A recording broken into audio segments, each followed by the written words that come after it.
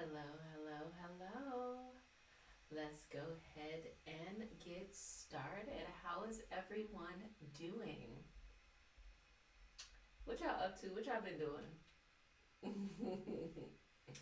Okay, let me get some of this stuff together. Y'all can hear me, right? It's a yes. It's a yes. Let me hear a yes. I need somebody to tell me they can hear me. Y'all can hear me? Yes, okay. It's the yes for me. Dang, I'm trying to show you a comment, baby. It's not letting me. Okay. So let's go ahead and do this. Checking in with all my, I was gonna say my strong friends, but my everything friends, you know? How have you been? Okay, how is life? What's new? Um, Hi on YouTube, hi on TikTok. It's on both right now. Um, and I've just really been feeling like I don't know. Y'all ever know where it's like you feel a certain way and you're just like, what is this? What is this feeling? Um, so it kind of made me feel like, okay, well, what's happening for July and August? And as you know, our theme for July and August is confidence is key. So we're gonna pull some cards, look at some planetary positions, and see, what could potentially be coming up and how that should apply to you. Um, let's get started. Yeah, why not? I mean, it's been a while. I haven't seen you. I don't know what to do. I don't know what to do. Oh, okay. So let's begin my channeling. Thank you, Universe, for the opportunity to channel on behalf of you, bringing your messages of health, wealth, abundance, understanding, clarity. Please bring it in a clear and concise way. Why? So that we can take what we need and leave what we don't and bring into our future all that we need. I say all of this in the name of I am.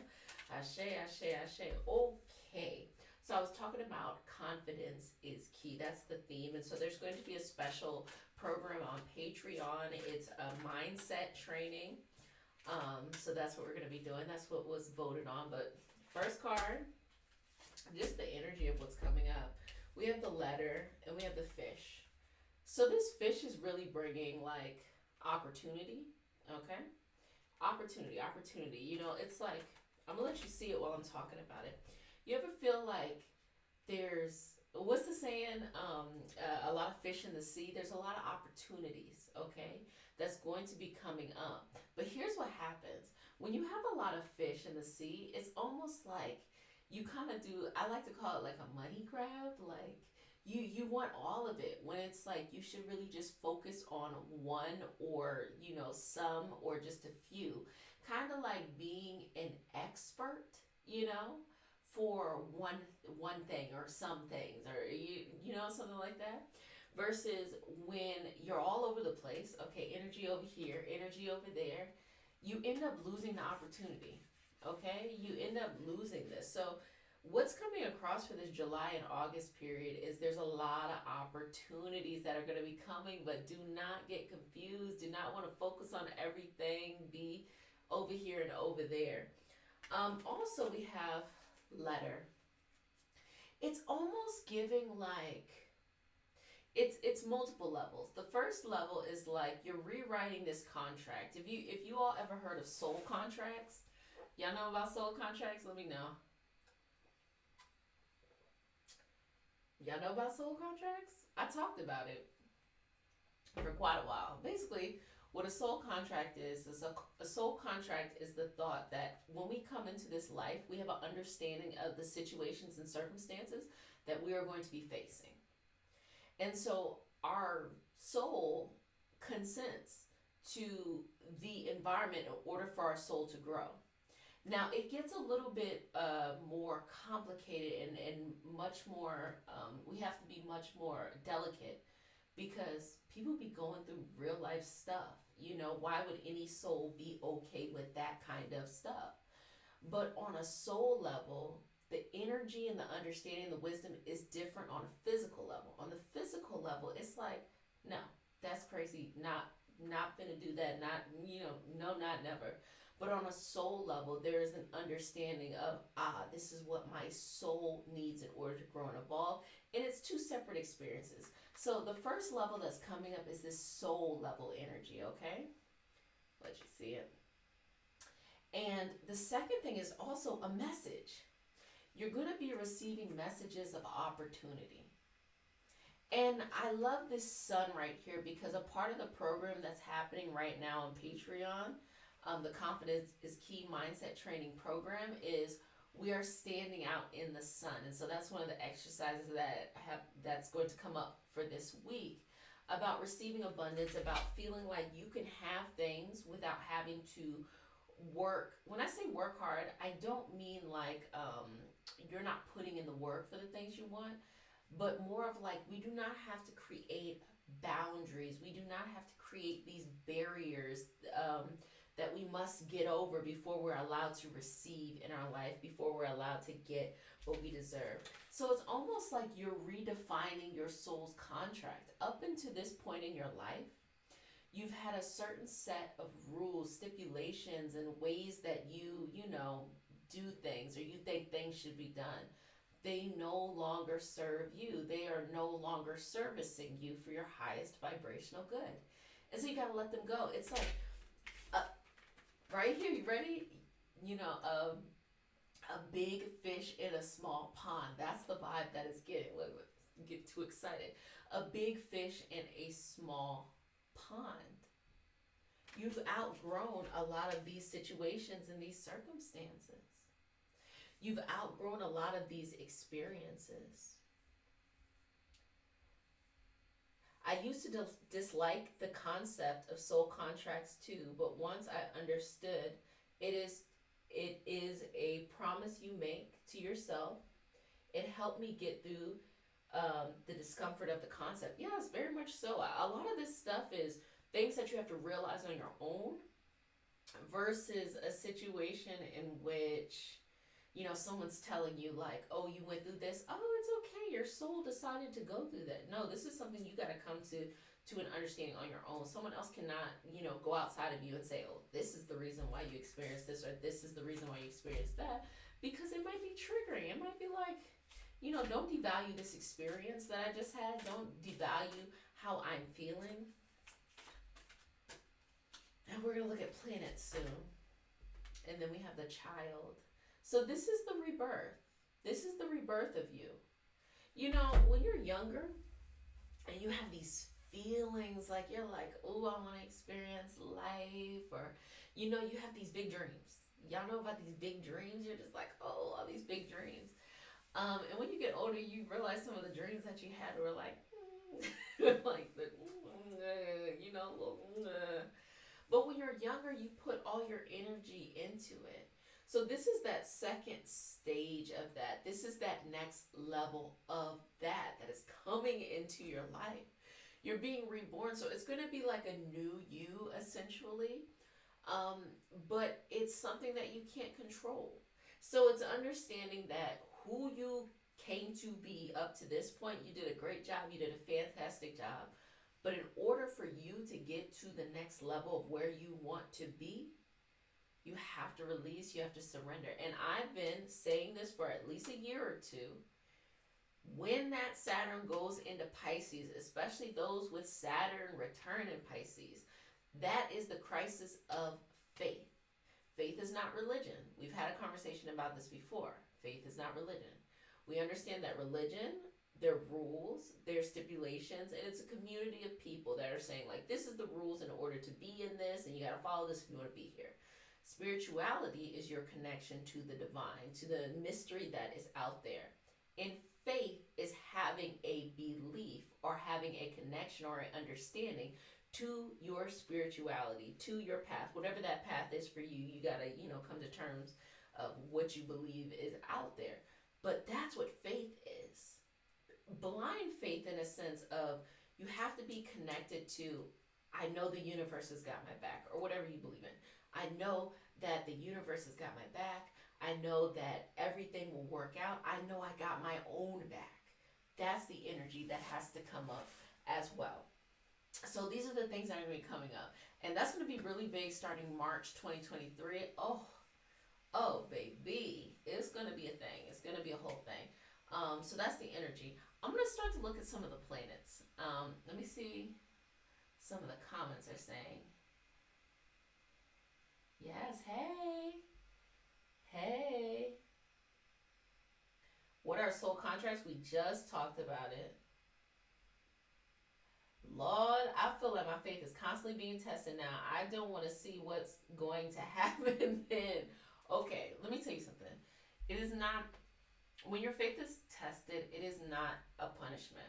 When you're younger, you are tested and you take things as a punishment because it can be traumatizing. When it's hard to receive what your soul is learning, it can feel like trauma. But when you kind of get to this point in life, some people naturally have it, some people don't. They learn it over time. Sometimes you have to realize things are not to traumatize you. They are simply a challenge to overcome, to fortify you, to make you stronger. Sometimes you'll be going through something now during this time, and you can tell how it's building you up, even though it's making you have delayed satisfaction, delayed gratification for what you want. But you understand, okay, this was important for me to learn. But I'm ready to get on to getting on to where I need to go. So that's what faith is. You decide if it will fortify you, or you decide if it will traumatize you. That's up to you. But if you're at the place in your life where you can reflect, where you can kind of look at your life and say, okay, this is what the life I want to be grateful, because there are times in our lives and some people who are unaware, who are unconscious, who are not aware. I want to say awakened, but aware of what's going on in life. Life is just happening to them, rather than they are co-creating life. I say that all the time. Like when I do reads on Array Tarot, but when I do tarot astrology reads, private reads, I often have clients ask me, well, what should I do? And then I always ask, what do you want to do? Well, what should I do? And I'm like, look, let me tell you something. Life is not happening to you. You are creating the life that you want. We may be going in a certain direction. I can look at certain things, like I can kind of look at how the planets are going and what will kind of make it easier or harder for the direction you're going in. But your relationship to the universe, to the divine, to whatever it is you believe in, that's a partnership, okay? That's not a management position. It's not a boss and an employee. It's a partnership. And like any good partnership, you need to say what you want. You need to have good communication skills. If you're just looking for your partner to tell you what to do, you're going to be really frustrated and upset when they can't read your mind. Now, I know when we look at things like the unknown, the divine out there, that it's much more much wider than our typical human to human partnership. But that's actually the amazing part of the power that is within you at all times. That even in this physical form, even in this physical position, we are still able to make and co-create the life we want. Now, you are limited by time. So if you have a really big thing you want to do, or really I would say like crunchy goals. If you have a really crunchy goal and you're very far from it, it's going to take time. You might want it to come in 3 months. It's going to take you 3 years, 4 years, 5 years, 10 years. But getting to the other side of that, the soul changes and it evolves. You almost even feel like, oh, if I don't have it now, then will I ever get it? Sometimes that's why we might want something to come to us quickly, because we feel like if we have to wait for it, it won't happen. Then you turn around like, oh, did I waste all this time? Blah, blah, blah, blah. No. You didn't waste any time at all. No. That's actually a part of the process. I don't want to give you too much of a show. Okay, what did I say? I'm going to read the planets.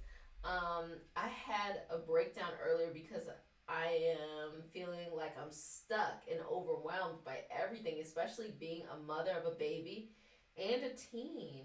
I'm definitely being tested. This feeling of stagnation, this feeling of like, oh, what it is actually telling you that there's something that's on the horizon for you. There's actually something that's going to kind of come into your life, and it's going to be something new.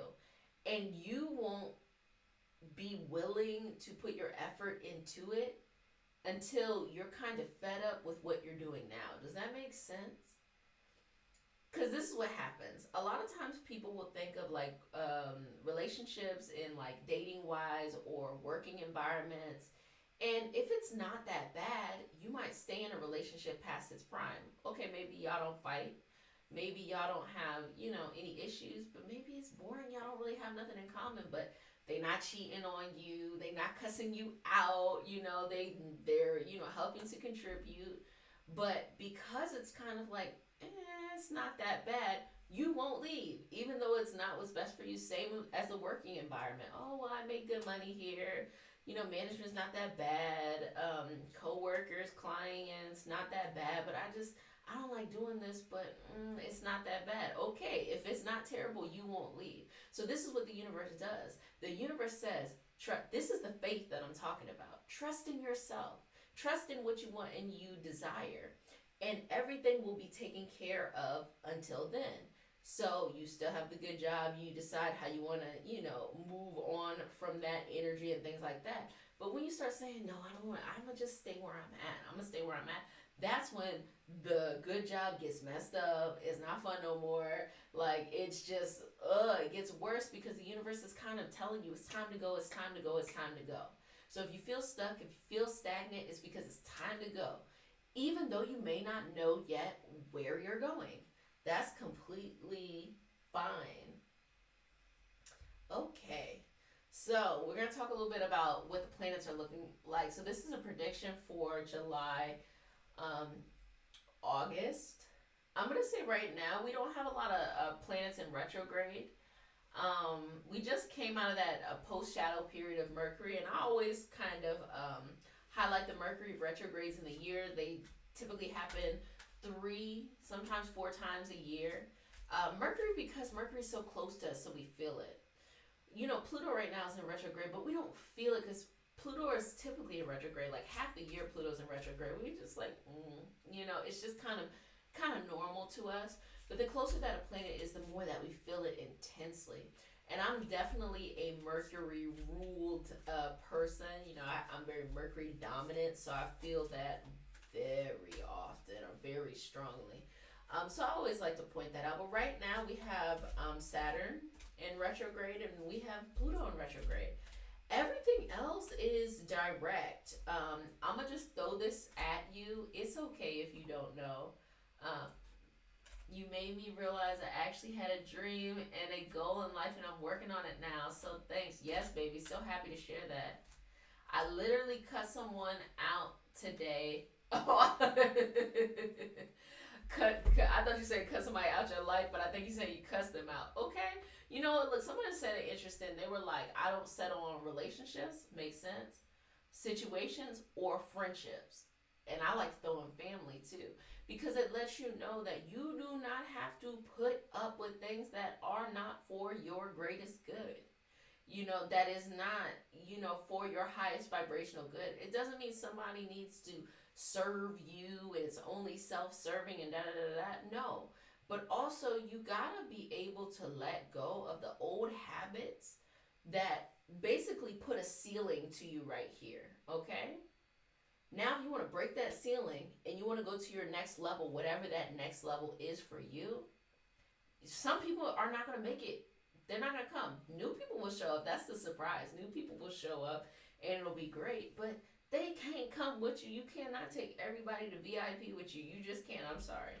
But let me go back to saying what I was saying. So I'm going to throw these planets out at you for those who know what I'm talking about. If you don't know what I'm talking about, I'm going to explain a little bit. But I'm just going to give you an understanding of what's going on. Neptune.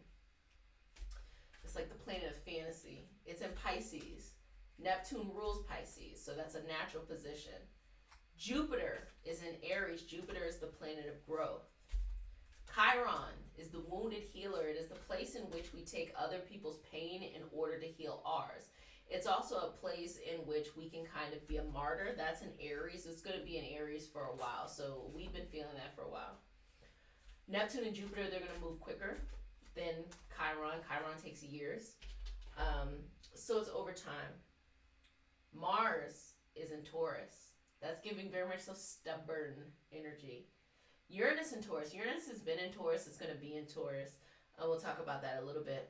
We have Venus in Gemini. So that is the fun. Like, there's this feeling of things that you love. It could be even relationships, but things that you love, you find attractive, that you're drawn to. It has to be interesting to you. It cannot be boring. If something is boring to you right now, you're gonna be like, ugh, like it's gonna be even worse. Like, it has to be fun, fresh, interesting, intriguing, make you think. Mercury we have in Cancer, so a lot of passionate words, passionate speech. So everything that was going on or that is going on, especially within the justice system, specifically the Supreme Court and things like that, you hear a lot of people speaking very passionately about their distaste, distrust, and being upset about these decisions that have been made, and just other things, just the policing of women's body, the femicide, all of that. That is very much so Mercury, which is communication, in Cancer. I'm saying you hear it from their soul. That's what that energy is. We know, of course, the sun is in Cancer, so we feel everything, you know? Whenever the sun is in something, we're feeling it. The moon is in Libra. I think it just actually crossed into Libra, because I feel like I was looking at it earlier and it wasn't.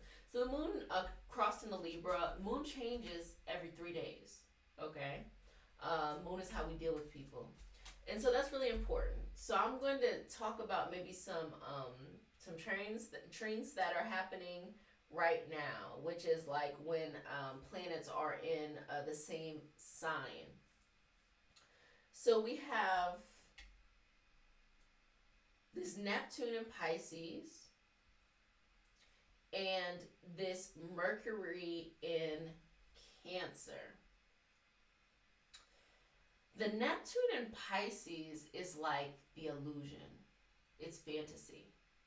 When Neptune is direct, meaning it's not in retrograde, it is illusion, fantasy, okay? When it is in retrograde, it is delusion, chaos. Does that make sense? Because sometimes illusion and delusion sounds the same. Illusion is that fantasy, how you want things to be. Delusion is pretending that something is different than what it is. Now, when you have the illusion or the fantasy, you're not saying that this is what it is. You're saying, ooh, I want this to become that. I want this to become that. But the delusion says, this is that. Does that make sense? I'm going to say it to you one more time because I know it can be a little tricky there. But the illusion is, I want my job to become this great job over here. And that's what I see. That's what I fantasize about. That's what I want. The delusion is, oh, my job is that. Even though it's not. You know it's not. You know, it doesn't have all the qualities that you want, but you're saying it is. That's the difference. This is direct, so it is the fantasy. You know, you can see, you get glimpses, and this is particularly a time, this is July, August. This is, actually it's towards the end of Pisces, kind of trailing into Aries. But this is a time of heavy dreams. Very, very vivid dreams. Very, very, very, very, very vivid dreams. Psychic dreams. Underneath the veil is what we call it. The universe is communicating to you. If you are connected to ancestor reverence or spirit guides, or what I like to call energetic helpers, the energies that are underneath the veil, speaking to you very clearly right now. And that's actually probably where the frustration is coming through, because you can see it, because whenever we make something in the physical, it starts underneath. It starts in the energy. And it can be brewing in the energy for years before it comes out into the physical. So the frustration is coming from the fact that from an energetic level, you know what you want, you know where you want to go, okay? But it just has not surfaced in the physical yet. And it's almost like you're being stuck, you know, between two worlds. You can sense what you want, but not necessarily there yet, you know? Let me see what y'all are talking about.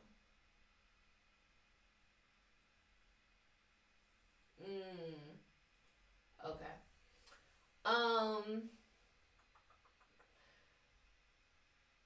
Mercury. Okay. So Mercury is that communication with Cancer, right? So we're talking about the passion of Cancer. So you are passionately speaking your dreams. You're passionately speaking what you desire and what you want. That's very strong right now. That's going to be something that comes to be. Jupiter in Aries is giving this energy of, I want what I want. You know, I want what I want. And because Aries is like an initiator and wants something right now, it can be like, why am I not there already? Like, that's the feeling that comes across. Why am I not there already? I want what I want. Chiron is in Aries too. So Chiron is basically saying, you right now, we're able to free others, you know, with their autonomy, with their image, with their identity. But yet at the same time, we feel caged ourselves. We feel stuck in where we are. But when you pour yourself into helping others to become free, it takes away that feeling of stuckness. But you always have to have boundaries too, because you don't want to become a martyr to the point where you're pouring so much into other people that there is nothing for you, you know? Pour into yourself first and let the residual, let everything else that's left, let it just drain down, you know, and give to others freely without the expectation of anything in return. I will say that this Mars being in Taurus, which is this stubborn energy, next to this Capricorn and Pluto, is very fascinating. Let me tell you why it's fascinating. Mars in Taurus is like stubborn, you know, like I want it and I'm going to sit here until I get it. And Pluto in retrograde in Capricorn is this deep soul transformation of the hierarchy systems that we have in place, even our understanding of the hierarchy systems. So it's almost like the soul is shifting. And you as an individual, there's a stubbornness at the same time, you know? I don't want to change. I don't want to change. I want this new life. I want this different life, but I don't want to change. And that's actually, that's a part of the process. I mean, that happens, you know? We don't necessarily want to let go of what has been familiar to us, what has been something we're used to. I like to say it like this. We have a roadmap, you know, of how we think life should be. And when we get older, we realize that we kind of made that roadmap and we said that this is what it looked like, but there's some things that actually weren't for our highest good, that wasn't really great for us. But we said, well, that's just a part of the road. That's just what we have to do. And then you get to a certain point where you're like, on this next leg of my trip, I'm not going to keep doing this. Okay, well, now you got to get rid of the roadmap. You can't take any of this other stuff with you. And it's like, no, I don't want to do that. But I mean, you got to do that. That's a part of it. That's a part of that energy. That's a part of what's coming up. I want both new life and change. Literally had a reading today about communication through dreams from Shanetta Divine Tarot. Yes, love her. you know, sometimes I feel like she doesn't get as much credit as she really, really, really, really deserves. She carried the tarot community for years. She was that first, one of those first people, big channels to have long tarot sessions where I'm talking about like 6 hours just pouring into people, and her energy always seems just so good. So I hope that just so many blessings are kind of just poured onto her. I want to be loyal, but feel like there's old friends I need to leave behind. It's hard, baby. Let them go. Let them go. Let them go. Here's the thing: you cannot be loyal to more loyal to other people than you are yourself. And I think that when we think of someone who is narcissistic, when we think of someone who's selfish, we equate that with someone who is not being loyal. A narcissistic person and a selfish person can be very loyal. It just means that whenever they are interacting with other people, it has to always be about them. But what if you're the type of person where you're like, look, you know, it's kind of draining to be around certain people, or maybe there's nothing wrong with those people, it's just you outgrew them and it just is what it is. You know, that doesn't mean you're narcissistic, doesn't mean you're selfish, doesn't mean you're too good. You might be blocking them from their blessing of seeing having someone else take up time in their life or a journey they need to go on. You know, sometimes you expanding yourself and you growing into a new direction encourages them to do the same. You never know, you know, just don't count it out. But yeah, you gotta let people go. And you gotta travel the road by yourself sometimes. That's something that I learned over time. Travel the road by yourself sometimes. It happens. It just happens. So, just want to see what energy is coming up here. I don't think I've actually used this deck before. We have the God of Pentacles. Okay, money. Okay, money. And we have the Eight of Cups. You're going to get to where you want to go. You're going to get to this sense of financial security, this sense of yes, this is where I want to be. But it's going to be an emotional roller coaster. And it's not because there's going to be something that's particularly hard. It's just letting go of our old identity, letting go of our old self, being able to free ourselves from who we used to be. I mean, learning how to let that go, learning how to just release that and move on and move freely. Okay, so I'm going to give y'all, if somebody wants a question or somebody has a question, put it in the chat. And I'm going to do one on each. One YouTube, one TikTok, and then we're going to keep on going and flowing. So hurry and get your question out, baby.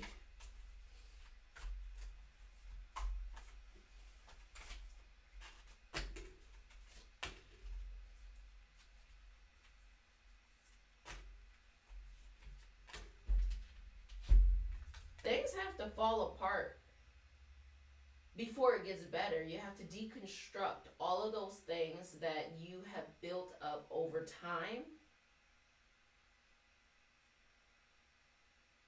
And it's hard because if you've invested a lot of your time and your energy into it, it can be very, very scary. But that has to happen. And you got to go on the new journey. You got to go in the new direction, the direction that is best for you. And love is there. Support is there. Patience is there. But most importantly, balance.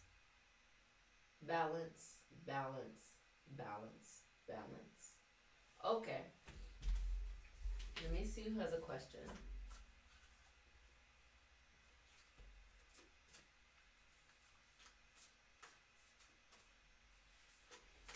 Am I finally on the right spiritual path for me?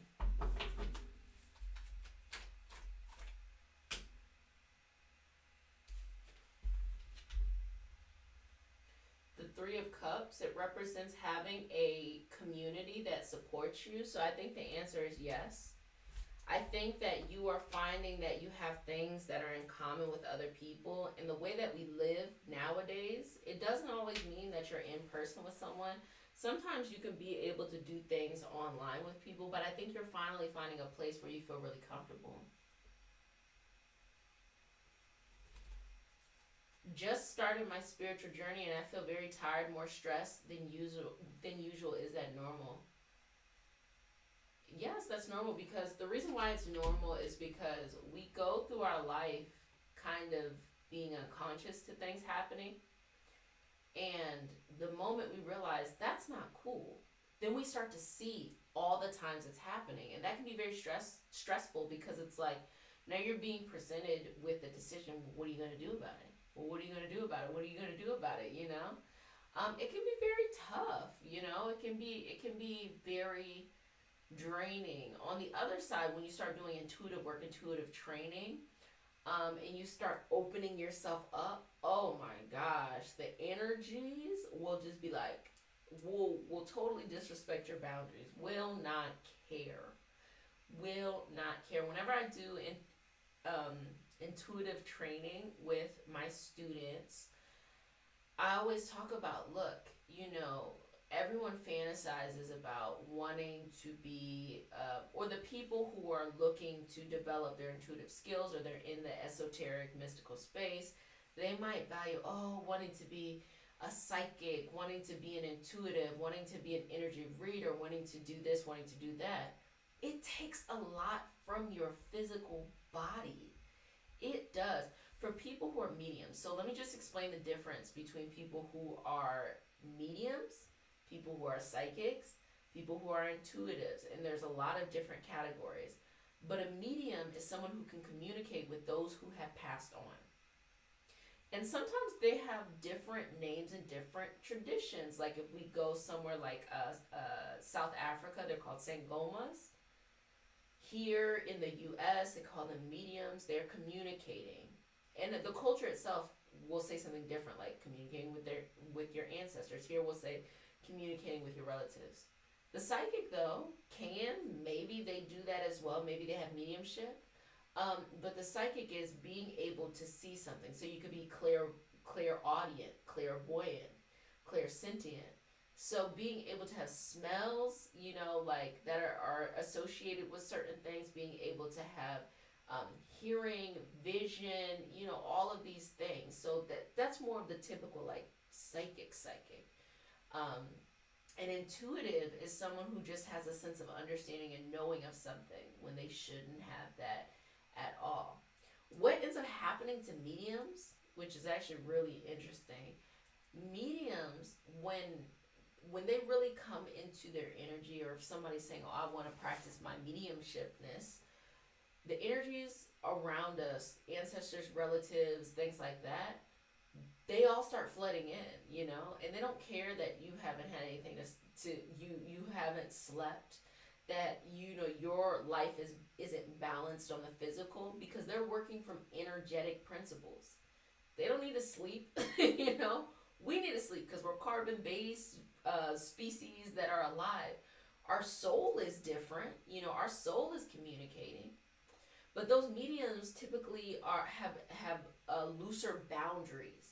And if you have looser boundaries, then you're most likely, if it's natural that it's happened to you, you can be very empathic. You can walk into a room and feel people's energy. You can feel completely sensitive. So when I train energy healing practitioners, I actually tell them and show them how to build boundaries. Even though in order to communicate, it is kind of a loosening of boundaries, we also have to understand that there is a time and a place when you should receive the information and when you shouldn't. If you want to have a healthy work-life balance or reading life balance, if you want to have a healthy, your physical health.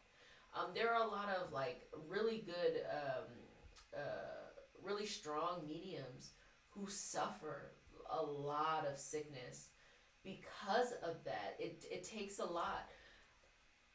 Not only does the energy not necessarily care if you need to sleep or not, but also sometimes it will relay the message, and you will feel it as if it is happening.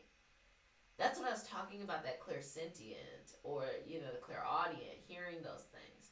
But that actually distresses our physical body. So yes, bringing it back to the original question, yes, that is completely normal. When you start to tap in and you start to realize what's going on around you, you're like, oh wow. You start to see things for what they are. And it's funny, the longer that I do this, the longer I start to become more and more practical about it.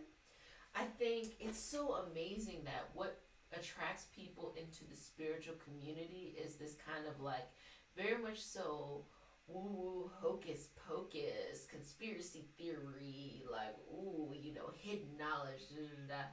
When a lot of these things that we learn and that we do, it's really everyday practical things. You don't have to be a part of any lineage to access it, but sometimes when you're in a lineage, you can appreciate it more.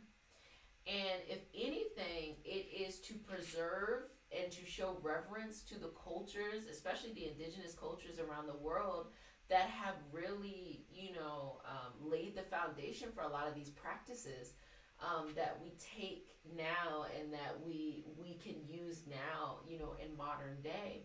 But it actually is quite practical. I say it all the time, like when we look at things like psychic and mediumship, I don't really see it as like, oh, what is this, thing happening? I think, we have very powerful brains. We are energy fields ourselves. And I just think science hasn't caught up to what's happening.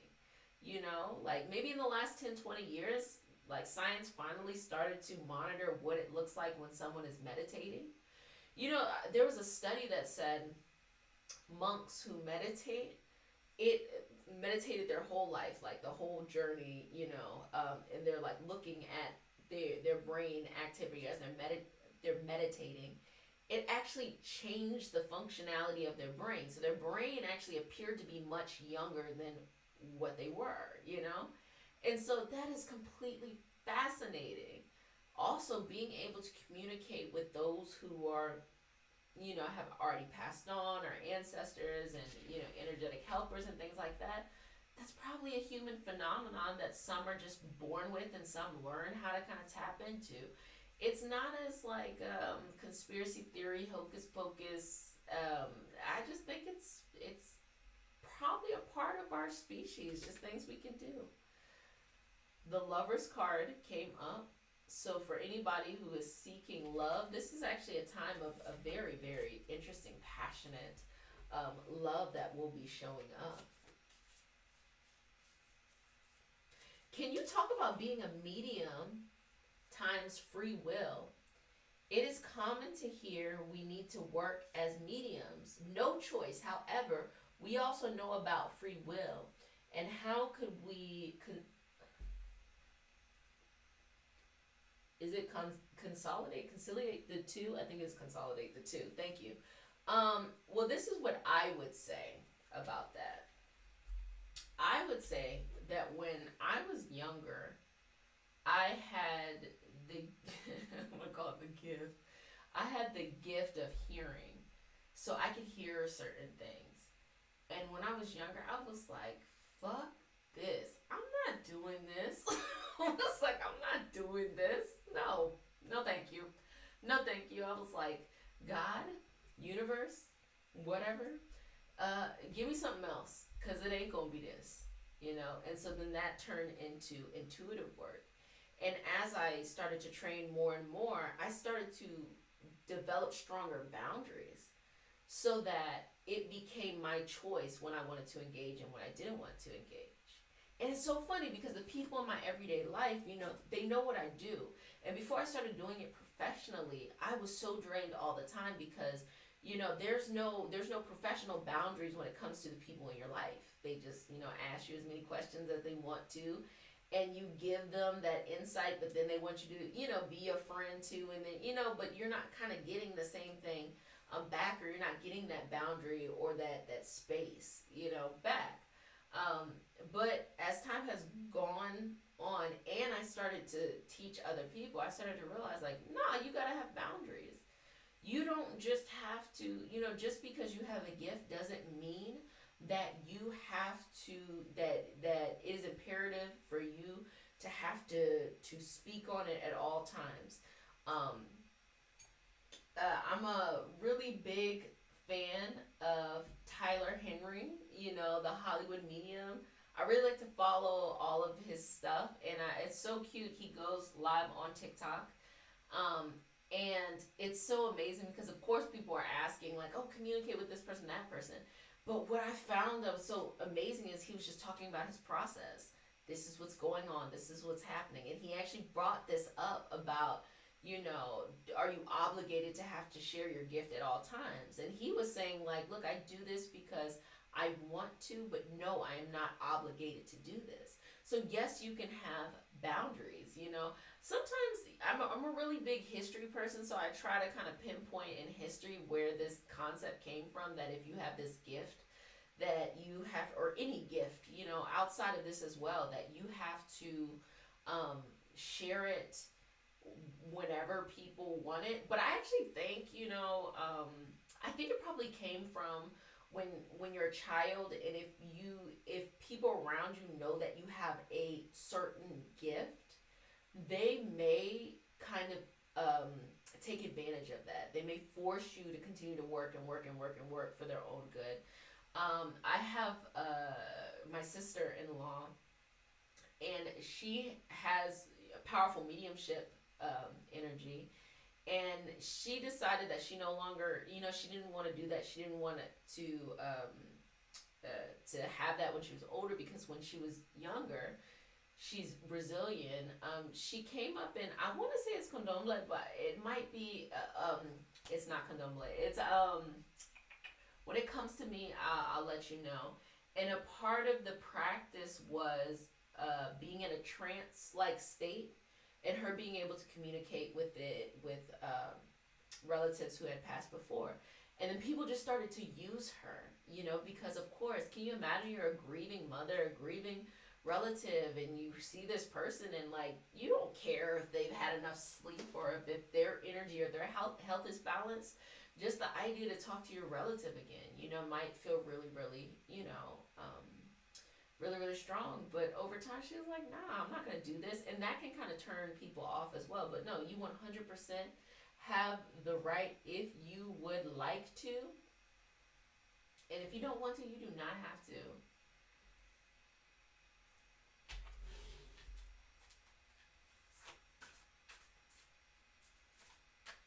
Wow, this is life-changing information. I feel seen. Okay, I appreciate you. It wasn't Santeria.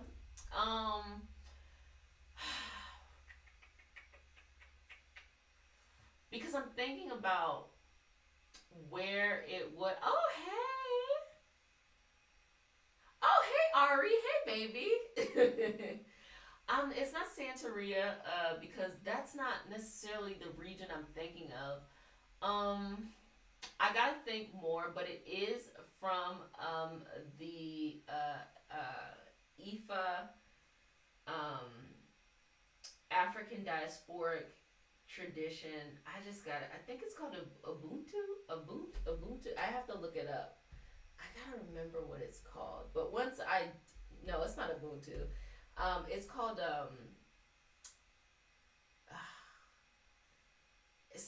something with like a B. I cannot remember what it's called. But once I'm gonna just ask her what is it called. I'm pretty sure Ubuntu is like a saying that is like the connectedness of community coming together as one. But that's actually not what I meant to say. I meant to say something else. I gotta figure out what it is. Once I figure it out, I'm gonna let y'all know. But yes, so that's the energy that's happening there.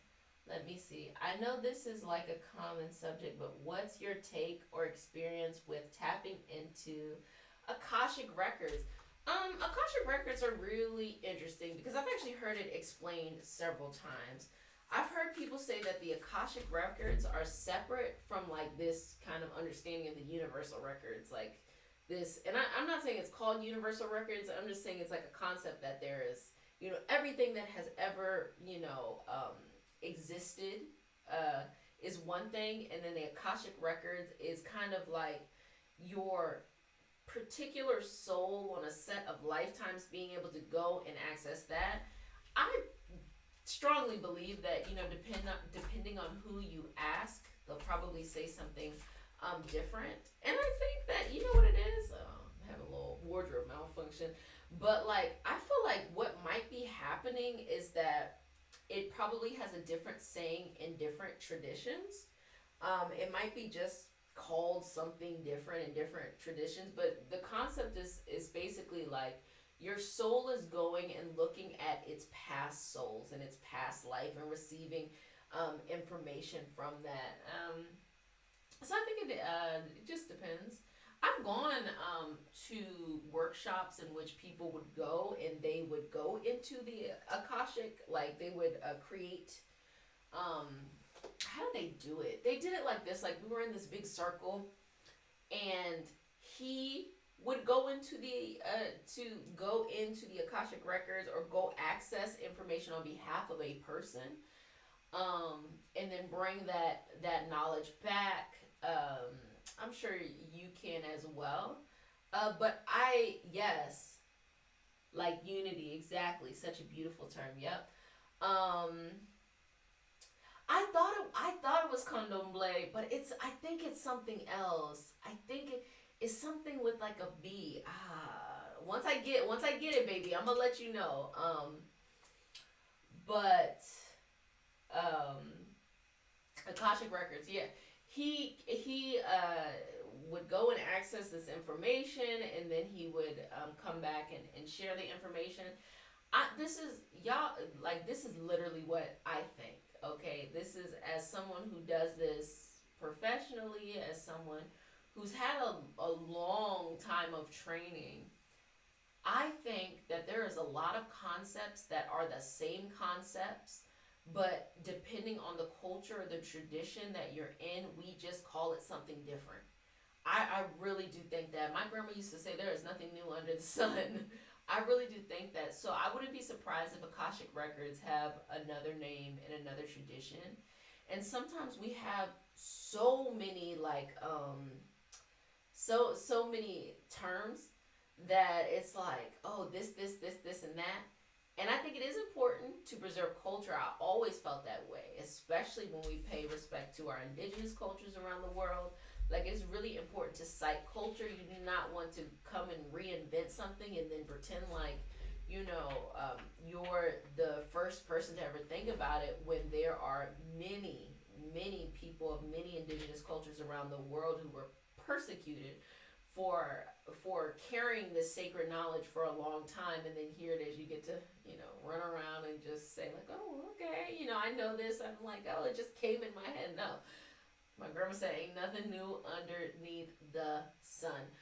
So yeah, at the end of the day, I think it really has a lot to do with feeling comfortable with yourself, feeling comfortable with whatever path that feels right to you. You could ask someone else, but I personally feel like there's no wrong answers. I also feel like you can throw a lot of stuff together and it's completely okay. I'm completely like fine with that. Some people are not. Some people need like a one answer kind of rigid energy. So I do have this Five of Pentacles, and what's coming up here in the Five of Pentacles is almost like this delusion, where you're being presented with kind of like an image, and you get to choose, or an opportunity, and you get to choose like, okay, do I see this as fruitful, or do I see this as like a drought, in that I'm not having what I need? And it's up to you, because sometimes you can see something as fruitful and you're like, okay, well, I know that I'm going to be able to get there in fill in the blank. But you can see that same thing as a drought and feel like, like I'm not where I want to be yet, so I'm upset. Either or. Either or. I'm going to open up a new deck.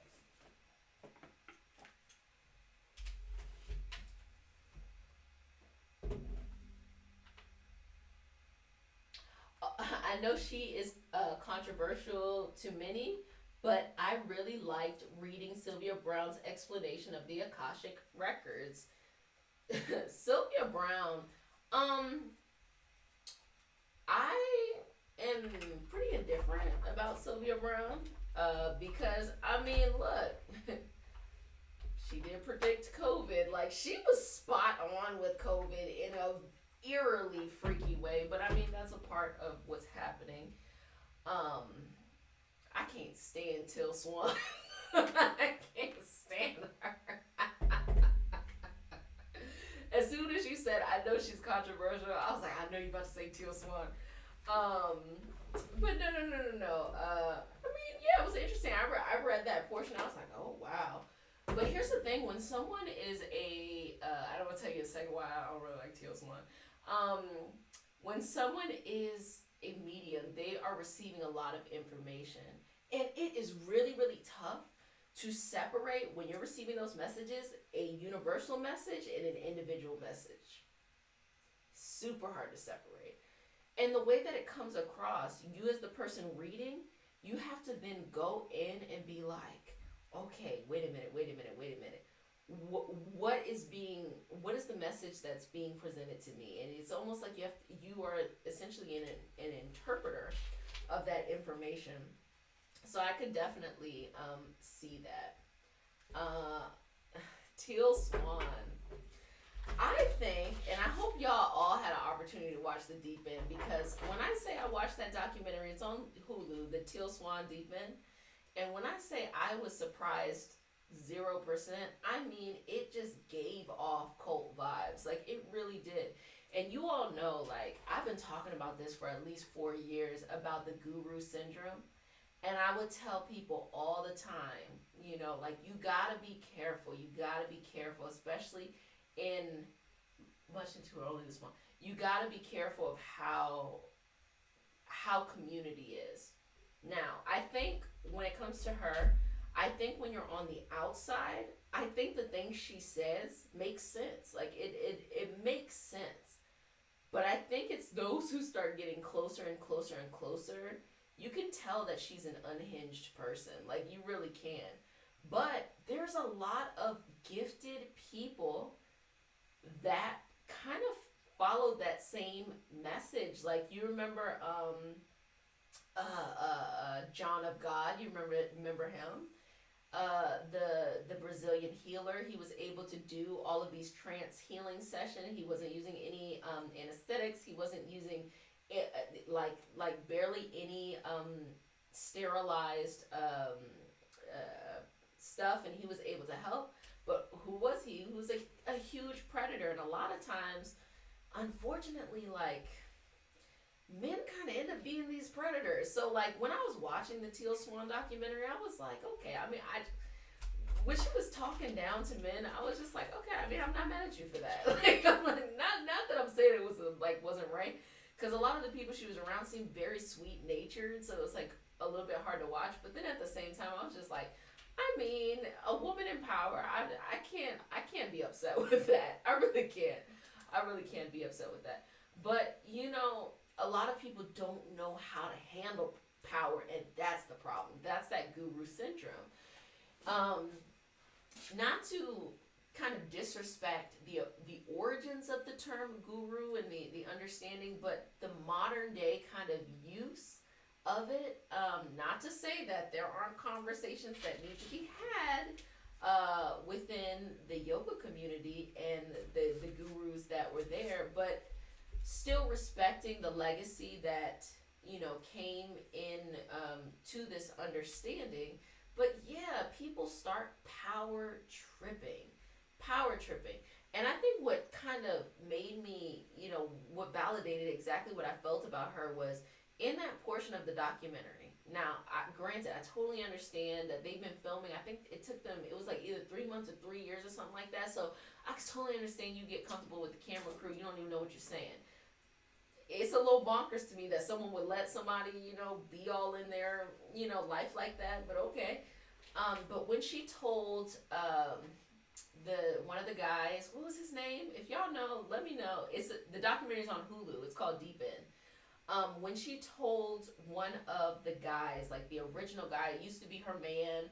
Then they decided to be friends, but then they had this really weird relationship. I got nosy too. I had to look up her natal chart. I was like, why is she acting like this? I'm gonna give it to you in a second. But he was like, he, got a girl, and of course, like, oh gosh, as an energy healing practitioner, the stuff she was doing, like, it was, I got a lot to say about that too. But on the other side, when he said, hey, I'm gonna leave, it was so nice and so sweet about it. And she was like, you're a loser, and you're always gonna be a loser, and you're nothing, and you're killing us. And I was like, oh, this bitch is bonkers. Like, I was like, I am surprised 0%. 0. Yes, Jonna, yes. John of God, that was the Brazilian healer. But yeah, she was bonkers. Like, she was bonkers. I need someone else to tell me their experience of watching this, because no boundaries. And she did something that really actually irritated me. The guy that left, who used to be her man, wasn't her man no more, but she wanted him to be like a father to her child, but like she had been married to other people afterwards. But she's like, I don't know, they had some type of, her Venus was in Aquarius, so I was like, okay, I understand that. Like, you want to, like, a love. I don't know if the Venus was in Aquarius. It was something was going on there. I'd have to look at her chart again to remember what was going on. But that was going on, and I was just like. So anyway, his girl came, and the girl was so nice, so sweet, and she just wanted to be a part of she thought it was community. And what she did that I felt like was not ethical as a practitioner was they did something in which the girl who was like the new fiance or whatever, she was channeling the energy of this person's mom who had passed. Now the person, there was a lot of just stuff that shouldn't have gone down at those retreats, that she was letting them film them. That's what threw me off. Anyway, the fiance, she basically was basically taking on the energy of the mother in order to communicate with the son. The mother had passed away from a certain self-harm. And I find, as a practitioner, that to be just wrong. First of all, I didn't see all the filming, but that practice that she was doing right there, of course, in many traditions, as I said before, it'll have different names, but I've seen it done. It's called family constellations, and what they do is they will put a group of people in a room, and someone who is trained will go in, and they'll see, oh, okay, and you naturally take on the energy of the family member. But they were taking it to a whole nother level, and I felt like what was unethical about it was, as a practitioner, you can take that on, but you should never select somebody and say you're going to inhabit a spirit, an energy of someone, and communicate on behalf of someone else. It just doesn't make sense. And the person that she was doing it for had already kind of said like that he was like sexually attracted. He didn't say sexually attracted. He was like, I want to fuck you, da da da. Like, it was just like, I was like, why is this normal? Like, this is not a healing space. Like, that should have been the moment of like, hey, this is not the healing space for you. You need to go somewhere else. You got to have good boundaries, even if you're in this space. And I felt like it was a lot of trying to create trauma bonding. There was a lot of like her assistants. I'm going into this this review of this Deep End. That's kind of what came up, but with Teal Swan, she had an assistant who the assistant was basically saying like, oh, my family, they were abusing me, and it was just very egregious. Like all the things that she was saying, you're like, oh wow. And then they were like, they pressed her on it, and she's like, well, I don't remember this happening. I started to remember this with my sessions with Teal. And then you started to realize that it was kind of like a one-trick pony. Any person who wanted to be close to her had to do what she wanted them to do. A part of that is they needed to excommunicate themselves from their family members. And she basically explained to them, like, they did these horrible things and you blacked out. And she was saying that, to everyone. She also made them sign a contract that said that they couldn't talk to their family, and it was just weird and bonkers. So that's my whole little yes, loads of predatory gurus with massive ego issues, baby. And that's what I'm concerned about, because in the spiritual community, we're all looking for someone to look up to. We're all looking for someone who has the answers to everything. Nobody has the answers to everything. Nobody does. But when someone pretends they do, it can be alluring. Can you imagine? Because here's who her audience is. Because I'm talking about Teal Swan right now. Her audience are people who are in a deep depression to the point of self-harm. And if you're in that state and someone comes up to you and says, oh, I can solve all your problems, that sounds great, doesn't it? Doesn't it? And what she does is she kind of goes in and she makes the person look at her as if she is God, And I think a lot of it has to do with kind of the delusion that is within her. I remember what stuck out the most to me about her is that her north node, I want to say, is in Aquarius, and south node is in Leo.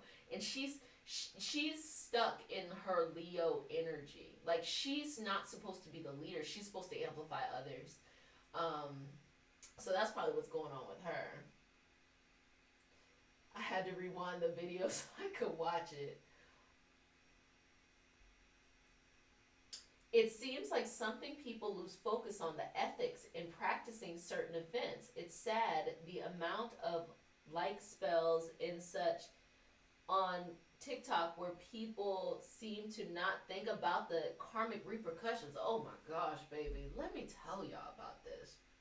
And this is not saying anything. There's a reason she preys upon people with mental problems. Thank you. Thank you. Thank you. Instead of creating a network of mental health professionals who can help on varying levels, she positions and manipulates herself. So I was surprised 0% of how that went. But this is in no way disrespectful to, as I say before, indigenous traditions that have certain work that they can do on behalf of someone. This is what I'm going to say. And you don't even have to be in a practice for what I'm about to say either. But this is what I got to say. Be careful what you ask for, You don't have to be in a practice. You could just be asking the universe, ask God, ask whatever you believe is out here. Because sometimes what you want is not necessarily what you need. But you can manipulate the universe to get you what you want. I've been saying this for years, and I will never take it back. Never do a love spell. Never do a love spell. Now, I said that, not to disrespect anybody whose practices have things like love spells, and that it is helpful for them or, within the space. But here's the understanding of love. I will break down love right here. If you do not love yourself, you are not demonstrating to the outside world how to love you. So the quickest way to find the person that you want is to fill yourself up with self-love and to work through that. That's period. Do not ever do a spell to get a particular person. Now, there's nothing wrong with saying I want to attract the right person into my life. I want to manifest that person in my life. Nothing wrong with that. But you see so-and-so down the street and you want them to love you. And guess what happens? If that is not natural, they become obsessed with you. And that can be very dangerous. These are the things we got to look at. Also, there could be someone who really can be loving you right and you are blocking your blessing, okay? Also, do not do harm onto other people. Now, there are some severe situations in which people feel like, it's worth it.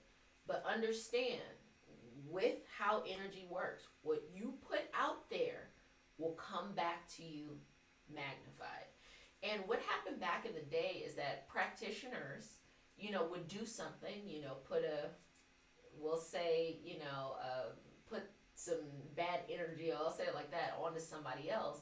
But the practitioner themselves, they had to go through a ritual process in order to cleanse themselves, in order to relieve themselves of that energy when you're doing that work.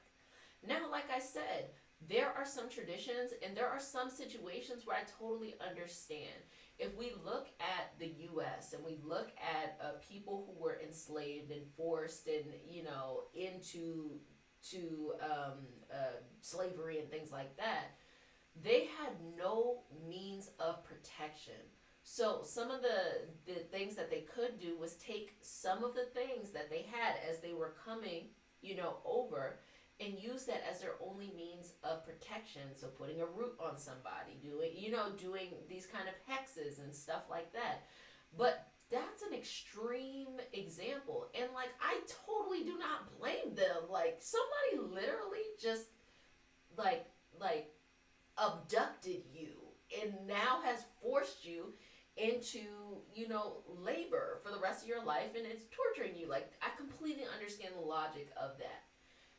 But today, there is no reason, with all the knowledge that we have, with all the ability to have, information in front of us in history, to go in and need to do spells to make this particular person like you, need to do type of work in which you want someone to be, in pain. Because look, the universe has got them, okay?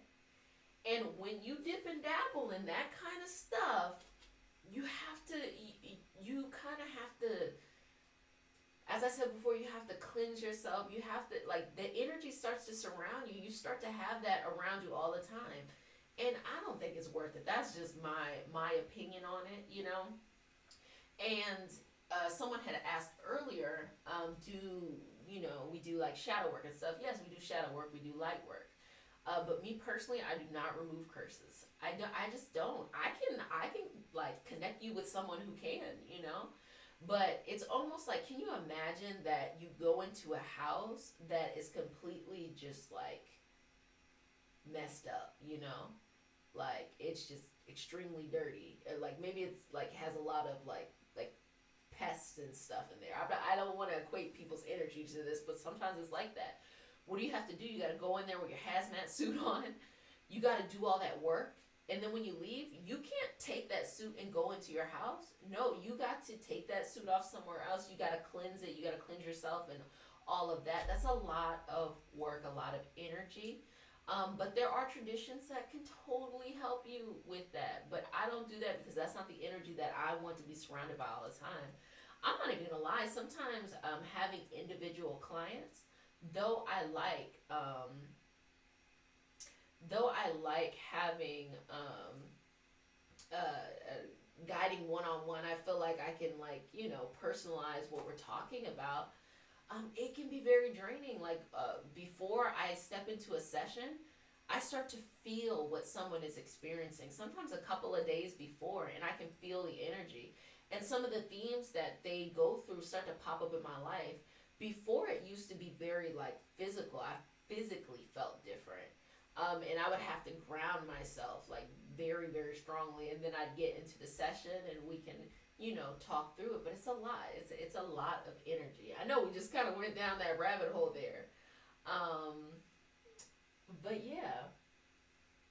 People overall need to take a step back and understand that although we don't want to dwell on our past, but the past is what makes us who we are today.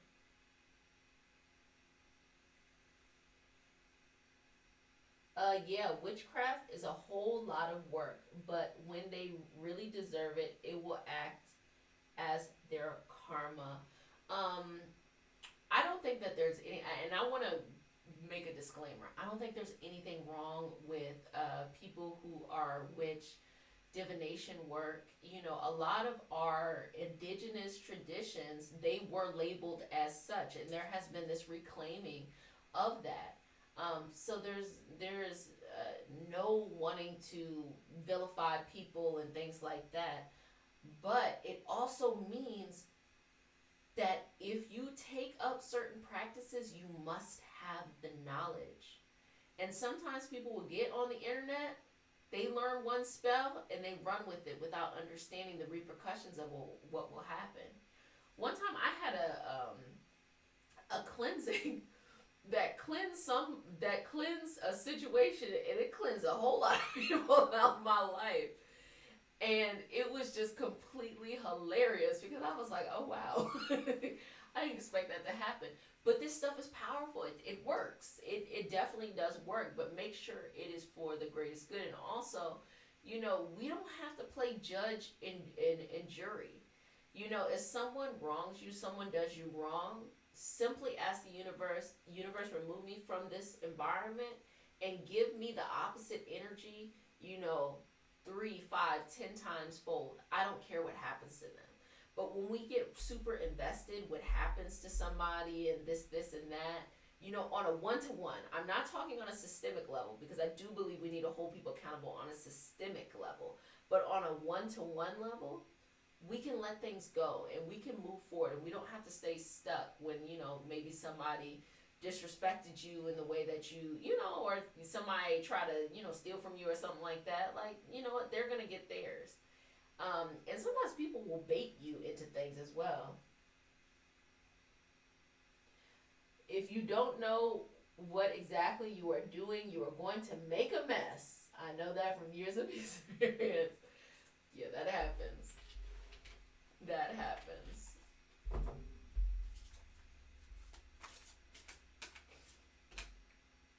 Queen of Pentacles. A lot of money is coming up, y'all. A lot of money. We're just doing this money thing. It's a money. Is money funny? I don't know, but this is the nurturing. The way that you have to approach money, especially in these next 2 months, and just in life in general, is there has to be a sense of nurturing. There has to be this this understanding of this nurturing quality that shows up and that provides us with the opportunity to know that we are deserving of all things, that, you know, we get to have this energy in our space as well. Yes, business expansion. Major bag alert. Yes, major bag alert. That's that for me. That's that for me.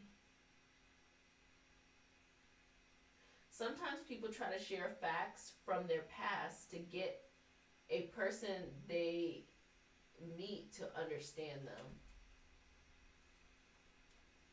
Look at Tony Stark. Do we negatively affect you when we watch your Reiki videos when we're feeling and then they didn't finish? No. No, you don't.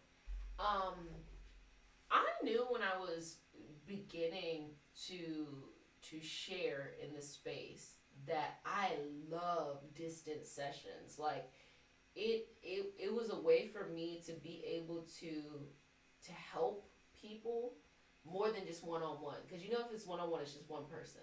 But when it's multiple people, it's not just my energy, it's all of our energy. We're here, we're supporting each other, we're creating love, we're creating, you know, a positive environment. And so no, I don't feel drained at all. In fact, it's the perfect boundary to have. Because I realized over time that Reiki Healing Hope is a community. I am simply the facilitator, but I am not Reiki Healing Hope. We're Reiki Healing Hope. That's the difference. I am Jet Lashea. Like, that's me. We not Jet Lashea. But we are all Reiki Healing Hope. And so you all probably over time will get more from each other than you will ever get from me. I kind of realized that my role is just to make sure that the video is posted and that there is a place. But, you know, there are people in our communities that are super talented, super driven, healers themselves, that will help you along your journey too, and you will help others along their journey as well. And it would, and that's what it is creating this community. So no, I don't feel negatively impacted. Do you think there's a reason behind things that happen to you? Yes. Is it healthy to assign meaning to everything? I believe that there's a reason why things happen to us. But sometimes, especially, I get this a lot from students when they first start like tapping into stuff. They start to assign everything like, oh, the chapstick fell. What does that mean? Like, it don't mean nothing. It don't mean nothing. But then there's some stuff where it's like, sometimes big stuff will happen, and like you can sit and assign it something. You can assign it like this is a meaning. But if you don't want to dwell on it, you also don't have to assign it a meaning. You could just keep on going, keep on pushing it.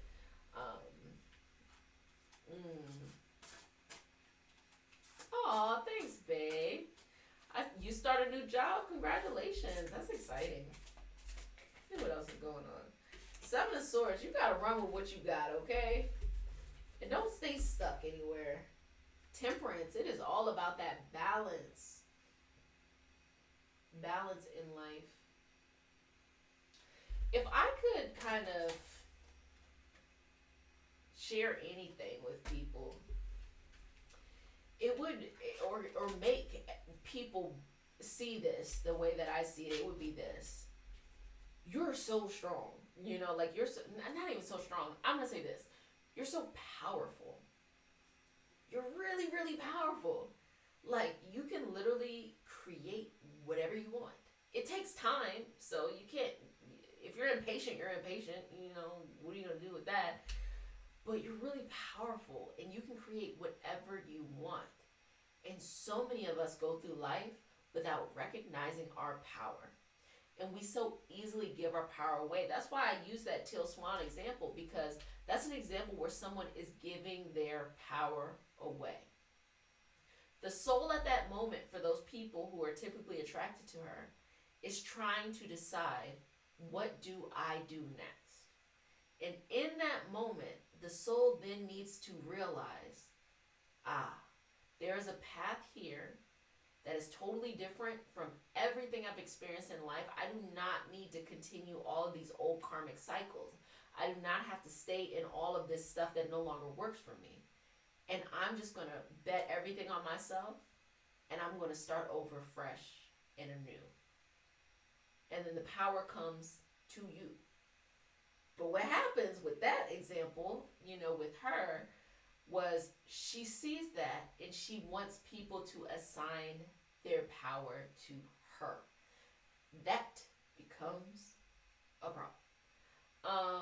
But I don't think that this is any I don't think that this is any kind of mystery. I think watch her and watch the documentary. It's kind of self-explanatory. But the power is within us. Each and every day that, like me as an individual, each and every day that I go out in life, there is nothing that I feel like I can't accomplish. There's a lot of things I want to accomplish. And I'm a part of that group of narrowing it down. But I believe that there's anything I can create, The same, but it's not because I'm special. We all have that. We all have access to that. Anything we want. But I think we have a lot of rules, who are we supposed to be in society?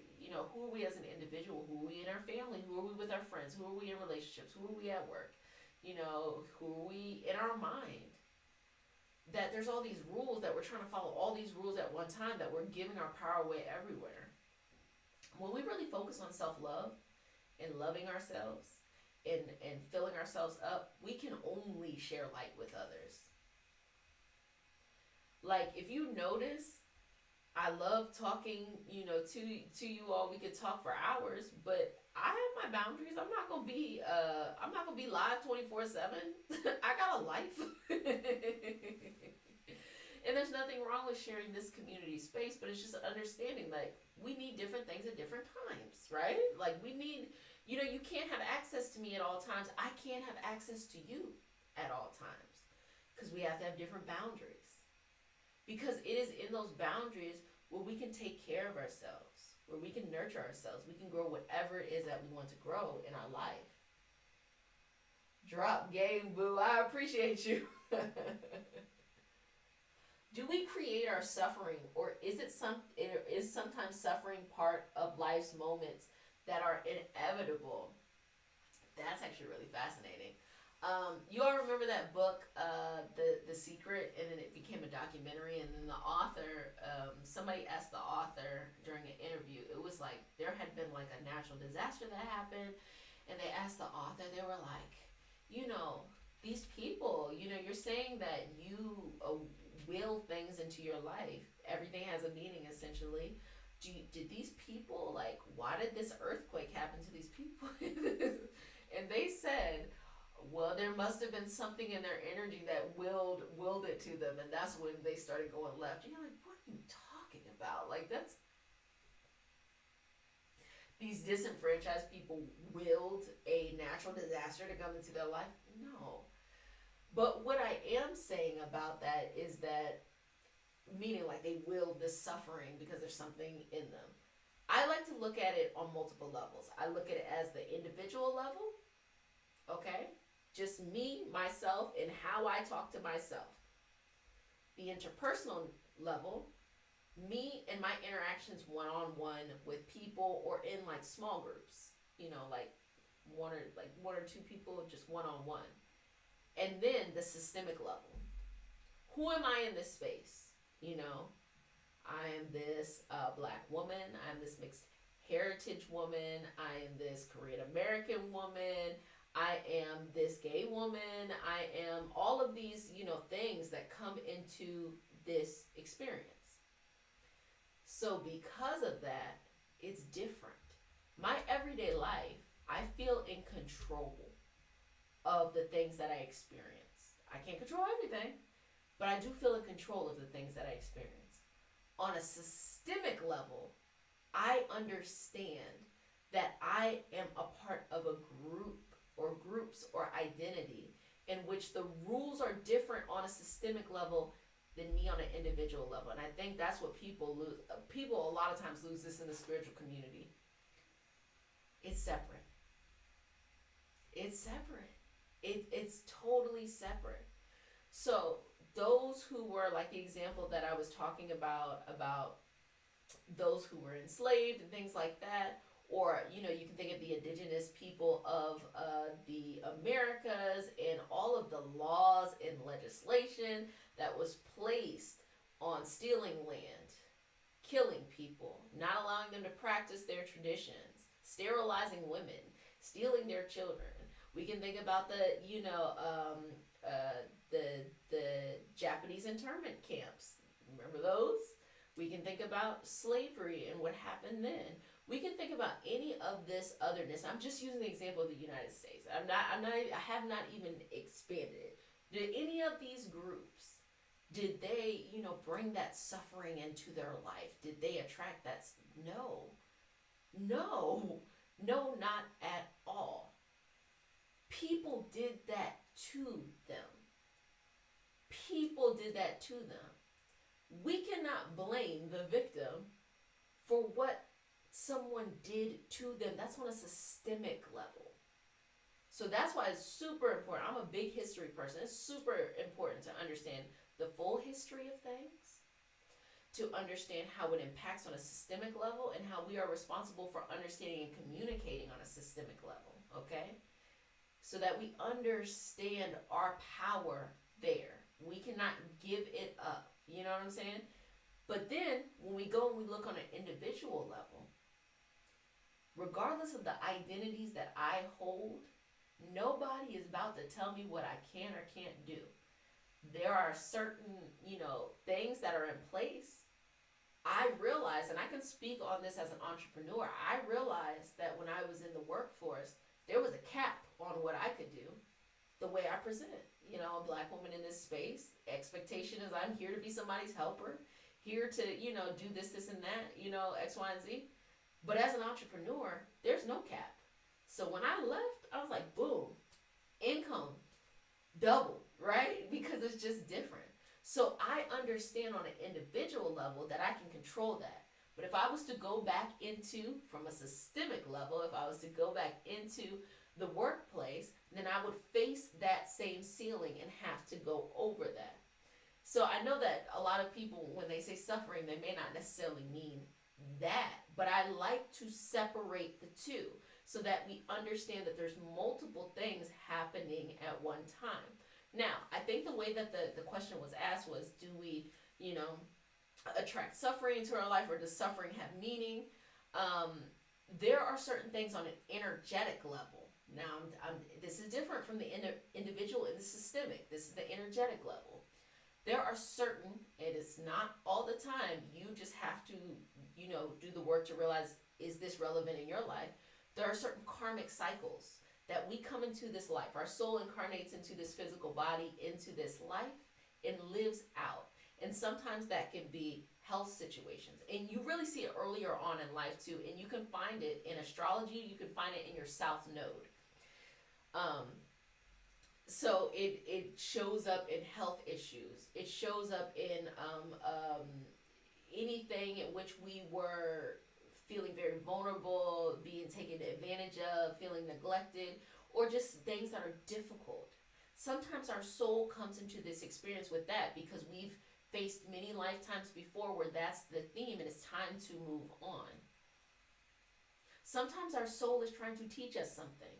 We come into this experience with this understanding of, oh, this brings me humility. Having to experience this, because I understand pain, I do not want to inflict pain.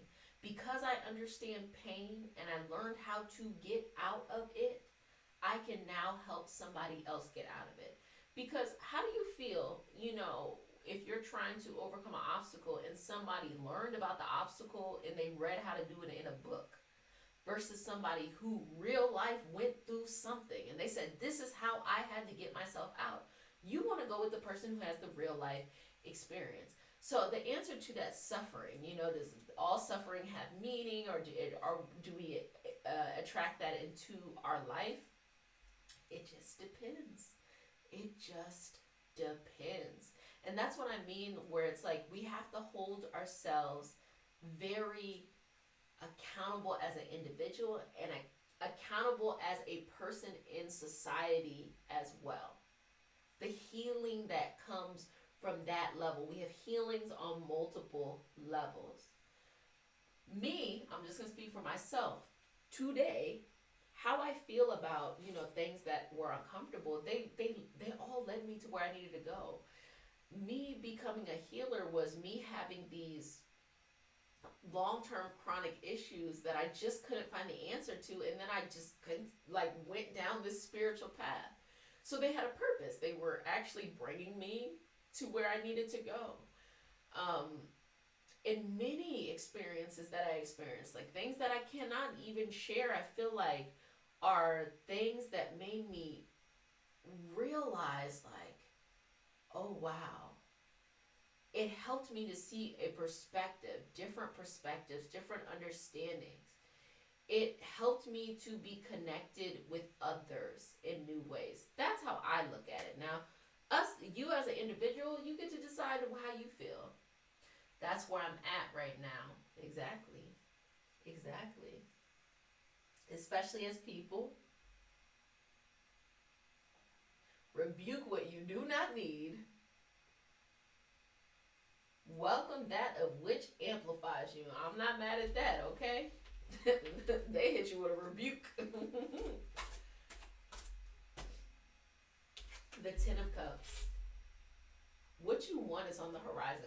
It's interesting because what's coming up in the cards is not bad at all. It's not like a bad situation that's coming up here. Understanding that what we feel and what is reality is two different things. It happens sometimes. It can be very much so two different things. What you feel can sometimes lie to you because feelings change, feelings can change from time to time. So if you feel stuck right now, or if you feel like or you feel like in this one energy, it's going to change. But the actual reality of what's going on is kind of good. Like you're kind of being positioned in a really, really good position. I'm gonna pull this deck out because y'all love this deck, but you're being positioned in a really, really good position.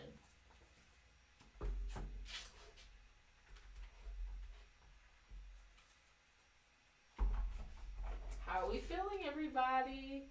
We've been chilling for a while. Ciao. Oh yeah, we've been around for a while, y'all. I really love lives. Like that's what on Array Tarot. I'm gonna do some more tarot on Reiki Healing Hope, but on Array Tarot, that's my favorite part about the sessions that we're live, because when I'm able to talk to you live, it's so much better than when I do like a video that I have to like pre-record, because I like to feel your energy. I like to feel where we're all at, you know? Like that's really, really important to me. Like it just makes the difference. It really helps me, you know, it helps me check in with like, oh, okay, is this the energy that's really happening? Oh, y'all love this. Y'all love this deck. It's a beautiful deck. I wish there were more cards, honestly. Luna Maw. Transformation. Transformation. Secret transformation. That's that hermit transformation. You're not doing it in front of others. Night. Secret. That's what I was talking about. That secret transformation. Not secret, the law of attraction. I mean like secret, like at night. You're doing things that aren't in front of other people. You're kind of, you're glowing up, or you're shifting, or you know, but it's not in front of people. The prophet. You already know where you're going to be or what you want to be. Okay? But what it's like is you're almost waiting for spring. You're waiting for, you know, after the winter, it's like the plants, like the seeds, they're like, you know, dormant and stuff, and you're just waiting for it to peak up, but it hasn't sprouted yet. So it's almost like while you're waiting, you're like, is it actually going to sprout? Like, that's the feeling, like, is it actually going to sprout? But it's coming. There's just this refreshing energy that's coming. Aw, I'm glad you enjoyed the live. I'm sticking around because your vibes is lifting me up. Baby, I try. I really do.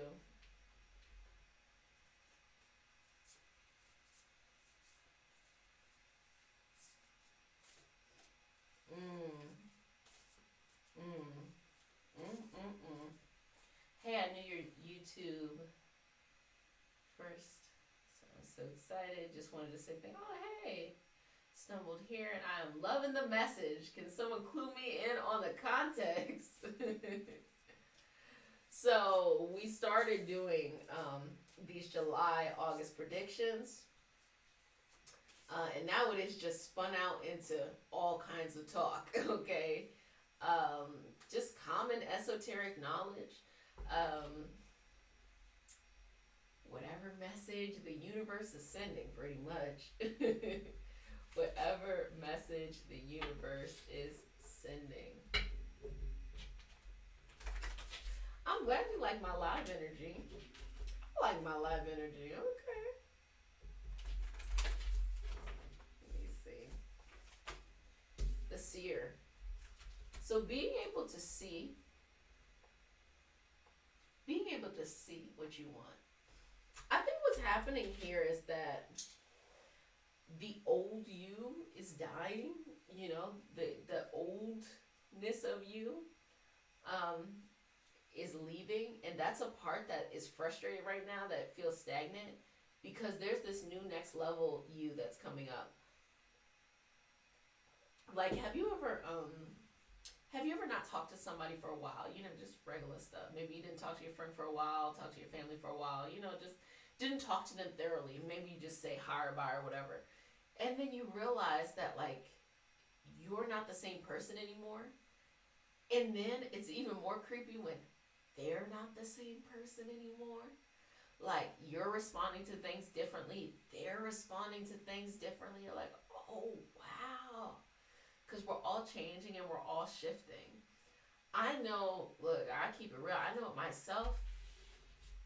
I get like, I get more and more like about it as time goes on. I don't take no mess. Like, when I first started Reiki Healing Hope, this is really funny.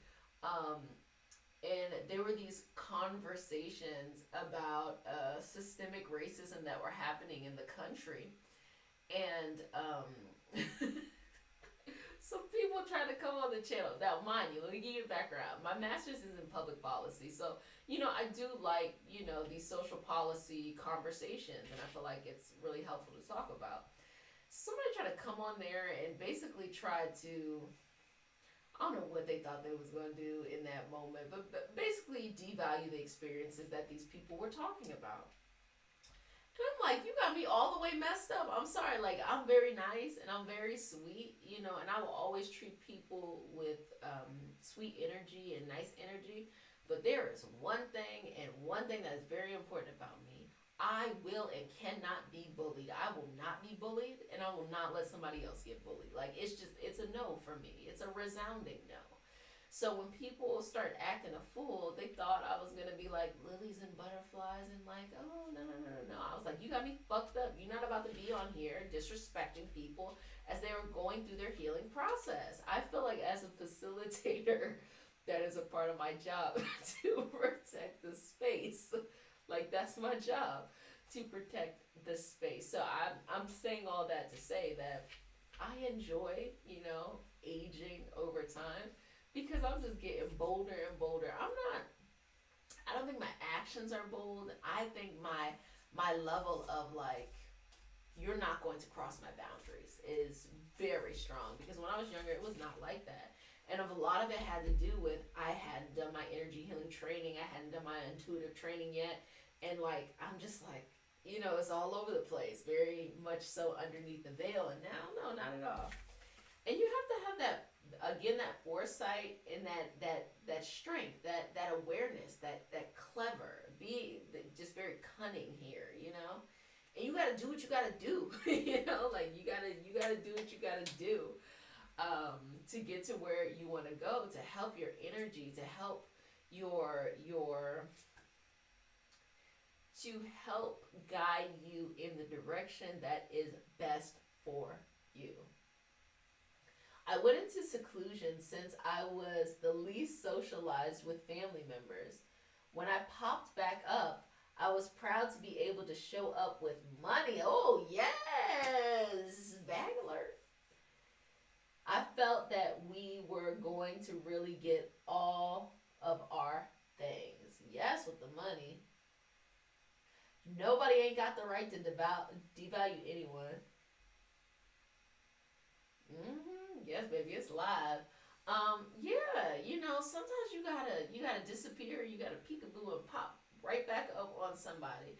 And I'm very similar to that too. Sometimes I just need to let me take a step back. Let me kind of go into my space. And when I was younger, my friends probably couldn't stand this about me, because I was so much like a hermit, because I'm extremely extroverted. But when I work, I have to work by myself. And when I get very passionate about something, all I want to do is work. So I can't really go out with people and be all, with the energy that I got, because I got something that I got to do, and I don't got the patience to do it with other people. But I'm going to come back, later. And a lot of times people would take that as like, oh my gosh, like this person is like, very maybe like hot and cold, or like, why don't they want to, invite us into everything? Because I don't know what I'm doing all the time.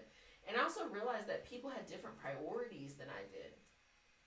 A lot of the people that I grew up with and that I was close to, some of them were really, really, really, really good at following the rules. They were really, really good at being like great students or being great workers. And I'm one of those people that I love learning, but I don't care about the grades. I love entrepreneurial things, but like I don't do things just so somebody can power trip off of me. I'm just not like that. And I realize now that what I was doing during those times is I was building the foundation for my future. And I think that they wanted the path that was already in front of them. Like, let me get this job, let me, follow this stuff. And so they had a lot of free time to be able to, I don't know, chill. And I really don't know what they was doing back then. Sometimes, I don't even know. Like, when I think about it, I was like, what was y'all doing? Like, if we're not talking about money, if we're not talking about healing, if we're not talking about growth, if we're not talking about mindset, what are we talking about? And I think that that's probably annoying to some people. Like, they probably don't want to hear that all the time. Like, I know my girl probably is like I was talking to her the other day and I was like, this is my prediction of the recession. And she's like, happy Monday. Like, like she didn't ask for it. I just went down a rabbit hole, because I'm very into like that kind of stuff, that kind of conversation. But yeah, I say all that to say that I've changed. I'm very different. And it's so amazing how many people thought that they were going to have access to me, forever and always. Because the person I was when I was younger was somebody who, it was loyalty over anything. And I mean, I'm talking about toxic loyalty of like, I would be around people that I was kind of tired of being around. But I felt like I gotta hold them down. These are my people, like I gotta hold them down, even though I was outgrowing it. And they were probably outgrowing me. Like, I can't think that I'm that great. They were probably outgrowing me. But I realized that we were all just standing still. And I'm like, I need to be around different people. I need to have different experiences. And if I can't be around different people, I need to be around myself. And that's when I started kind of going inside and being able to recharge and fill myself back up and then come back into reality. So I used to take these breaks in my friendships where I would just do things that were super creative. And I think people were, for the most part cool. But once my boundaries were like, people try to get like way too close and that we're spending time every day, we talk every day, and I wasn't given like the space that I needed in order to work on myself and just do that in a like, I don't know, in a it's not a like a it's not a smooth process. It takes time. I realized that I needed to let certain energy go because I'm one of those friends where if we haven't talked in months and you call me up, we gonna talk for a good 3 or 4 hours, and we don't, we can talk again next week, or we don't have to talk for a long time. I'm not a high maintenance friend at all. I am such a low maintenance friend because I have so much going on in my life that I just, I totally feel like, I just assume other people have a lot going on in their life, and I'm a super sweet friend, and I also, love when like having super sweet friends too.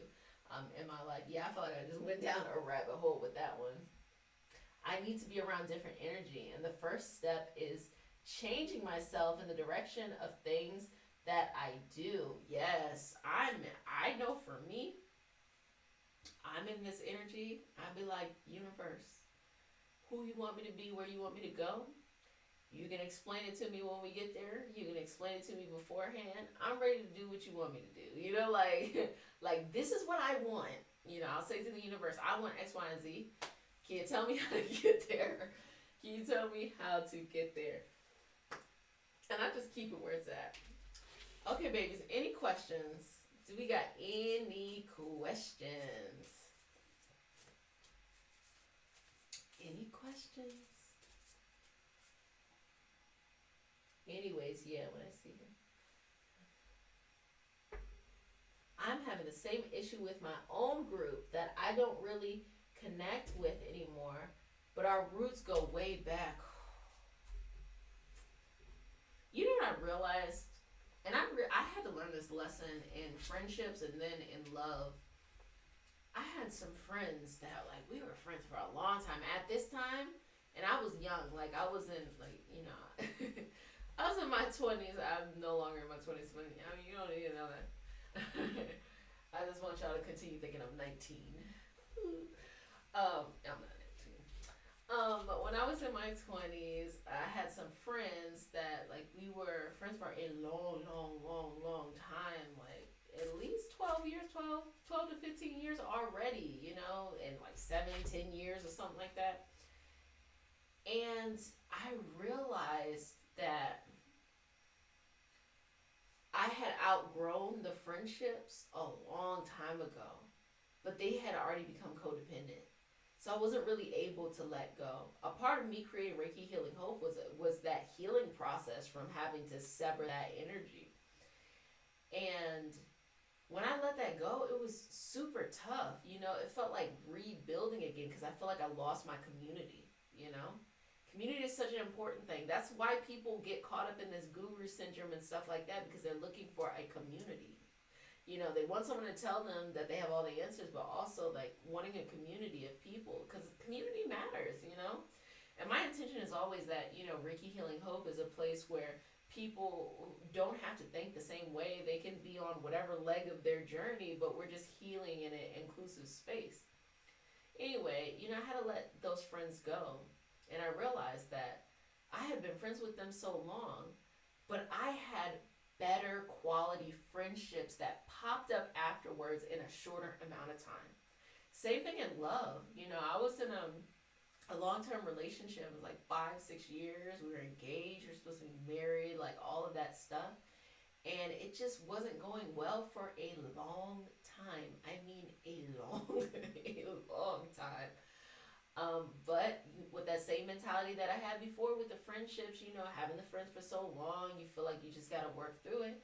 And once it ended, you know, and I released and I was like, I don't want that type of energy anymore, found a relationship that was better quality, faster.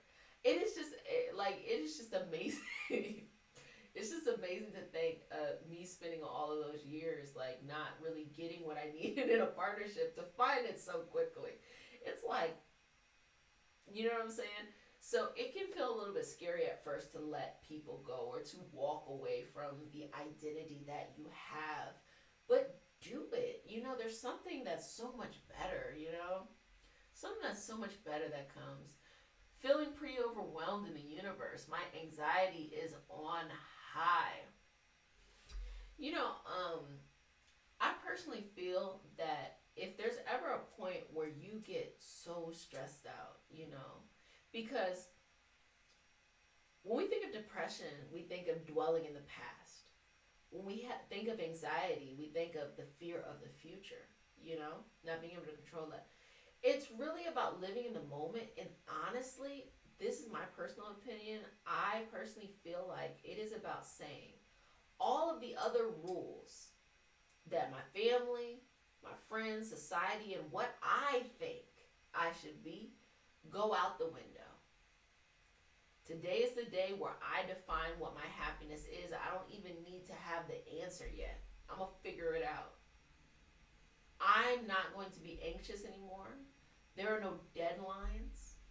I know that things come to me when I need them, and I'm going to go out there and get it.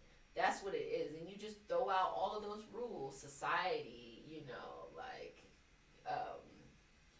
individual things that no longer serve you, and you just begin to let it go. And a part of that is letting people, situations, and circumstances go as well.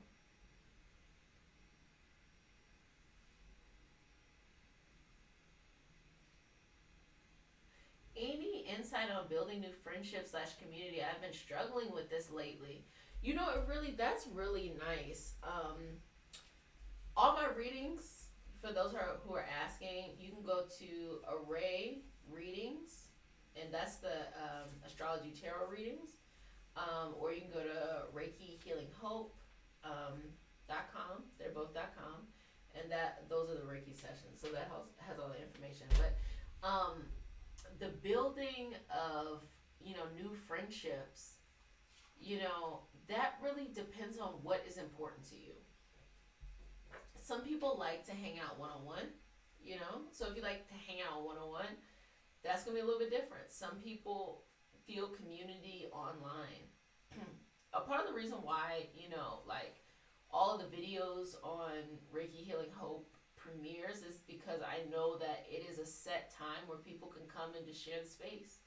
You know, we have a Discord server called the Gratitude Community. It's been going on for a long time. It's really nice. And people just literally, it's just a running wall of gratitude, you know? So those are places of community. What I would say if you are trying to build community and friendship is to get a hobby. Or if you have a hobby, to find other people who like it, you know, as well. That's the best way. You know, if you don't have a hobby, just trying something new, because activities can be very, very helpful. Do you have to be sober to do Reiki? Meaning like taking alcohol or like mind changing substances? I mean, ideally, ideally, I don't know why you wouldn't want to be. I don't know. I don't know why you would want to drink before. You know, sometimes people get into the spiritual community and they start doing different stuff, and they're like, oh, I just want to see how it feels. Like feeling like you got to trip in order to get like a good session. And the way I heard it explained was really nice. You know, a question was asked: do you need to take mind-altering substances to be able to get a heightened spiritual experience? And they had said something like this. They were like, you can induce certain states in your body without having to take an external substance. You can do that. So when you start taking that external substance, it can also be like we are associating, you know, our spirituality with that substance, and that can lead to substance abuse issues. So there are ways that you can be in the space and be in the energy and not need to take a substance. Let me see. Very true. I guess the unknown makes me anxious, especially socially. Timing is everything. There are no deadlines. No deadlines. No deadlines. When I tell y'all, like, all of these rules that we have in our heads for where we're supposed to be, who we're supposed to be, what we're supposed to do, just know that every other person has slightly different set of rules. Thinking that we are all having the same set of rules, we don't. That's what it means when we're living it, like everybody is living in their own reality, because we all have something different going on inside of here, but yet we're all coexisting. We're all in the same space, but yet we all got different stuff that's going on inside. So if we all live in our own universe, we all live in our own reality, then we can control that reality, or we can start to change, you know, some of the principles of that reality. Why wouldn't we want to do that? Well, I really enjoyed this session with everybody. We had a grand old time. Be sweet to yourself. Again, you can go to ReikiHealingHope.com, ArrayReadings.com for readings. Chill on the YouTube channel. And all that kind of stuff. You know, really loved sharing this time with you all. And yeah, stay powerful, stay fly. You know, and if no one has said, let me go ahead and say it. I love you. But who cares that I love you? You gotta love yourself. See, I had to throw that in there, you know. So, be sweet to yourself. Have fun. Do your thing, okay? Okay. Bye, everyone. And also, if you have questions, you can ask them. So, I don't want to hold people who are, like, ready to go. I don't know. Y'all would leave if y'all didn't want to be here, so. But, yeah, if there are any pressing questions, you know, on your way out, you know, in a single file line, go ahead and ask your questions.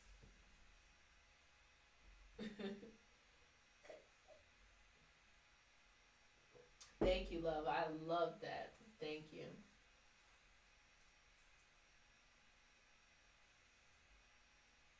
Oh, yes. Be safe. Be safe. Be safe. How long have you been on your spiritual journey? Oh, baby, my whole life. My whole life. My grandmother she was a very spiritual person. So from a very early age, she really had me understanding astrology, numerology, how herbs work, And also, she was a very spiritual person, but yet she went to church every Sunday, and she gave me the best advice ever. She said, I was like, why do you go to church? Because, like, there would be a lot of contradictions, you know, from the things she would learn.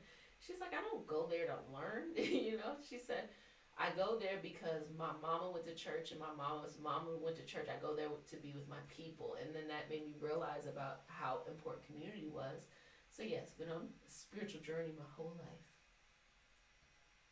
One of the biggest secrets I discovered in life is to figure out how to love life more than you love to sleep. Much love. You ain't never lied. You helped me during my postpartum depression. Oh, I'm so happy to share. Thank you for these free words. Yes. So happy to share. So happy to share. Any pressing questions, y'all? Cause I'm about to chill. My family was the same, but more so in the church scene. I'm so grateful for my grandmother because I don't have a negative association, you know, to church. You know, I know a lot of people do, and that's very amazing because, you know, I'm a gay woman, but I don't have that. But a lot of it is because I saw, she was a Sagittarius too, so, you know, shout out to that. But I saw how much freedom that she had. And it wasn't because she asked for permission, it's because she was so well read and so educated that no one could argue with her. And she had that fire within her too. And she just, you know, she had a healing ministry, and she just really cared about healing, you know, her people. And it is what it is with that. I did kind of come up, like, growing up with my mother, I did kind of come up in, like, a little, like, cult kind of thing. And I just remember being younger and being like, these motherfuckers are stupid. Like, I used to think, I'm like, this is so dumb. I was like, I do not want to come back here. I do not want to come back here.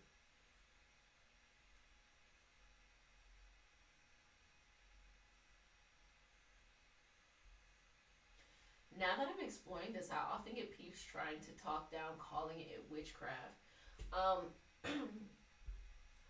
You can't share everything with everybody. There are people who are likewise that, you know, will heal you or be healing in the space. Also, we have to take the association with witchcraft away. This whole understanding of witchcraft, and I'll be very honest with you from the context of, you know, I'm a black woman, so, like, that's my experience, and things being deemed as, like, not godly or witchcraft or something like that. That actually was a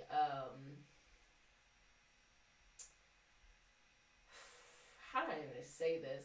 It was a racist definition placed on indigenous traditions of people, and I'm just giving the example of people who came to the U.S., who were abducted and came to the U.S. It was a racist understanding in order to stomp out the traditional cultures of those who came here, as well as the same mindset came up to say something, to equate witchcraft as something bad, or just say something is witchcraft or something like that. It was the same language used to say to indigenous people here that what they're doing is witchcraft. So we know that Europe has its own indigenous traditions that are associated with witchcraft. So this name, this use of the word witchcraft, though it's, you know, relevant in modern day, in modern, you know, society, people use it in different traditions. That is a European thing. But people from indigenous European traditions, you know, in other parts of the world had similar work. It's called divination work. And that connection right there and association with someone's culture, because the European colonizers who came didn't understand someone's culture. Why would they understand it? They had never come in contact with it. They deemed what they were doing as witchcraft. And because of that, people were brainwashed into thinking what was their culture was witchcraft. So that's why I don't feel no type of way about witches. Like, I'm like, do your thing. You know, I'm talking about, you know, and I went through this whole rant here of like the ethics behind being in the energy healing space. So no matter what you call yourself, there are ethics, you know. It's like placing karma on people, or as I talked about, doing the love spells. Like, you know, pay attention to this kind of stuff, because it's like, you got to work with the energy of the universe. But we cannot vilify, you know, witches. We cannot say to people who do divination work that they're bad, because a lot of the origins of that understanding are very, very, very, very much so rooted in systemic discrimination. And so we just got to, you know, place it like it is, right there. For someone to say like energy healing or Reiki is witchcraft, Reiki is an alternative medicine, essentially. It's an alternative healing practice. So when you have like alternative medicine, you have a umbrella under that called energy healing. And Reiki is just one modality. It's a Japanese style. It was invented about 100 years ago. It's actually a relatively new style. And we get our origins in Reiki from all the shamans. Shaman is a word that in different cultures, it's going to be called different things. But from the shamans of all the indigenous cultures, those were the original energy healers. So Reiki is just a modality that popped up about 100 years ago. Less, probably, about 100 years ago. And it's energy work. So it kind of more goes into us being electromagnetic, us being able to initiate healing responses, and being able to work with people's energetic systems. I'm talking about chakra system is an energetic system. Meridian system is an energetic system. So I think these things are just things that science just haven't, you know, caught up to, you know, like science is getting there, but that's completely separate from divination work, which is witchcraft. So the fact that someone could even label something and they're doing it inaccurately lets you know that no one can pass judgment if they haven't even done the work to understand the difference of what's going on. And some people don't know. Some people don't even know. Did you ever been scared of falling in love? I don't think so. Like, I think maybe falling in love with the wrong person, you know, when it's toxic.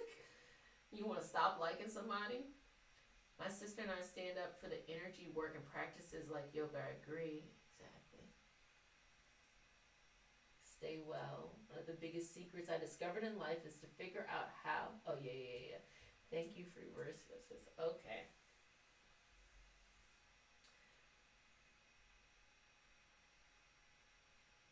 Hi. Can Reiki give me to fly? Are you trying to say, can Reiki get you to fly? I think a lot of people are really interesting because they focus on the carbon-based experience. They focus on the physical experience rather than the energetic experience.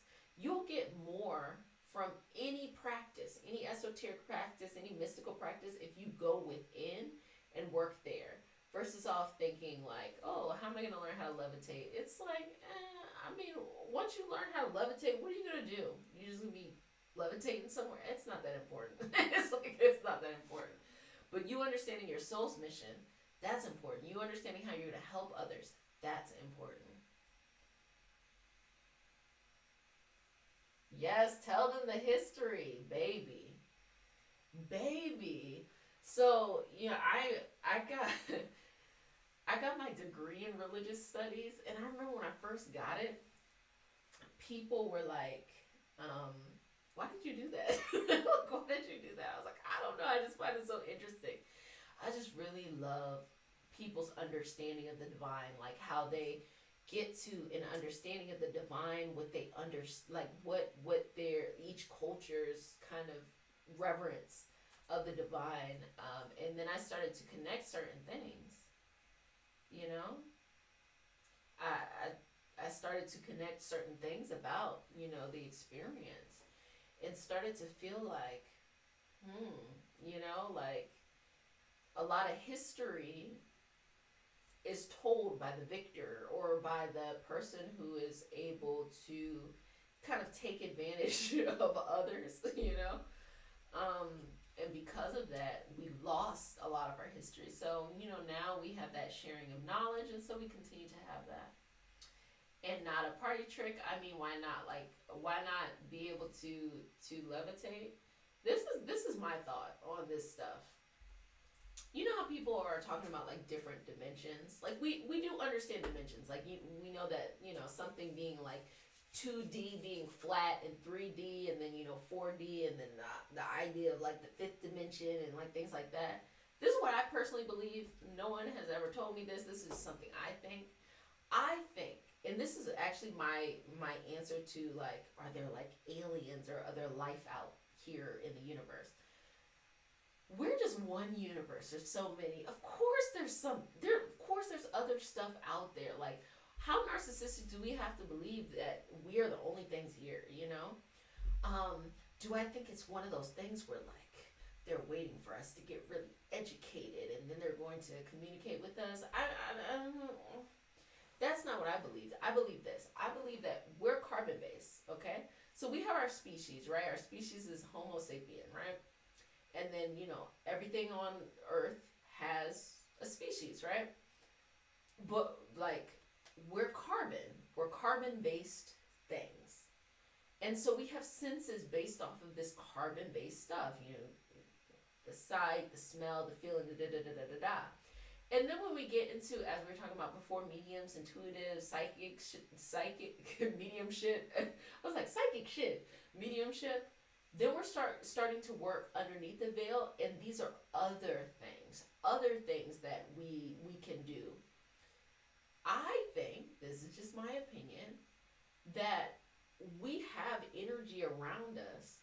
We probably have entire other universes happening in this moment, but we simply just can't sense it. Or maybe, like, with mediumship and things like that, that taps us a little bit into maybe perhaps the other multiple layers of what's happening. But I just think that, like, in some layer, can you fly? Yeah, probably, In this one, no. Why? You don't need to. You don't need to. But in another layer, sure. And I'm not simply saying, like, oh, there's different iterations of you.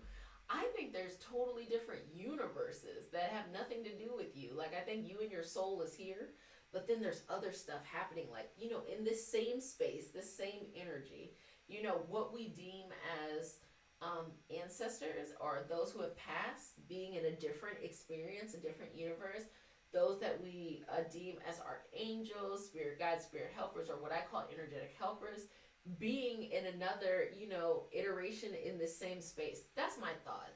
Nobody told me that, but that's just something that if I had to guess, and I also try to keep it open, I don't know everything, but I like to, I just like to, I like to share. It's okay. It's okay if it changes over time. Thank you for sharing your, thank you, baby. I appreciate that. Hey, Reiki, there is other life. There just has to be. We are all made of stars. That's true. That's true. We are all made of stars. As are they. You're amazing too. Really good video. Oh, thanks, babe. Oh, so sweet. Do you believe that there's another universe that we are the opposite gender? I'm smart enough to know that I don't know anything. Like, I'm going to be really honest with you. I don't know. I'm limited by my carbon-based mind. I don't know if there is. Like I said, my theory on it, and there's no way I can prove this, is that there's probably one of us, one soul, but we're all interconnected. So we might think we're having a different life, but I think that's just that other network of our souls all connected. So we might kind of tap into someone, like the party line. Y'all know what I'm talking about with a party line? Like, we might tap into somebody else's energy and we feel it, like it's us, but it really is just someone else's, energy or a whole nother level, that's happening at one time. Like, can you imagine, like, what do they say, that there's certain like tones that like we can't hear but like a dog can hear, or there's certain like spectrums of light that we can't see that but you can see it on like a special meter or something like that. Just stuff like that. There's probably so much stuff going on. Like, my theory is that when you go out into space, you know, we have these big blank spaces. There's a lot of space, you know, the vacuum of space, but there's large chunks of space and then like a star, you know, planet, like stuff like that. Man, I really think that there's a lot going on there, but I just don't think that we, are carbon based, can, you know, perceive any of that stuff. That's just my thought, you know? That's just kind of what I think. That's kind of what I think. I can't prove that to be true, but I just think like there's probably a lot going on there that we're limited. You know, we're limited. We're not that smart. I'm not saying other stuff is smarter than us. I'm just saying we're not that smart. You know, we're not that great. Like, we're a very narcissistic species. That's why I think we're always trying to dominate each other. We're not that smart. Like, you know, just think about it. Think about it. Our species are the beginning line. Like, our species, Homo sapiens, popped up 200,000 years ago, okay? Prior to that, like the hominins, they were around for like 6 million years. Prior to that, there was like dinosaurs like reigning, you know, and like roaming the earth and really taking like really basically owning everything, you know what I'm saying? So just imagine how large they were and how small we were, right? And so they were like really, really big, right? Flapping and swimming and stuff like that.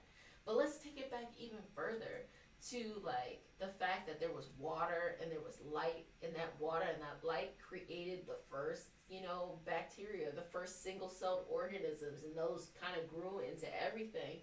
That took so long.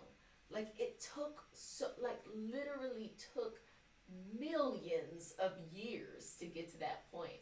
Our species, and I'm saying this to be like, wow, we're so narcissistic, because like, I'm saying that to say that our species has been around for, Homo sapiens have been around for 200,000 years, and that is literally a blink in the eye of just this planet. I'm not even saying the universe. I'm saying just this planet and the species that were there before. Why do we think that nothing else has ever been invented, or not invented, but nothing else has ever existed in the universe? It doesn't, it just like reasonably doesn't make sense. And also, if you're really into like mystical esoteric stuff, but you want to get more into the sciencey stuff, learn about quantum physics. Baby, especially with like energy healing and that modality, quantum physics and energy healing, hand in hand.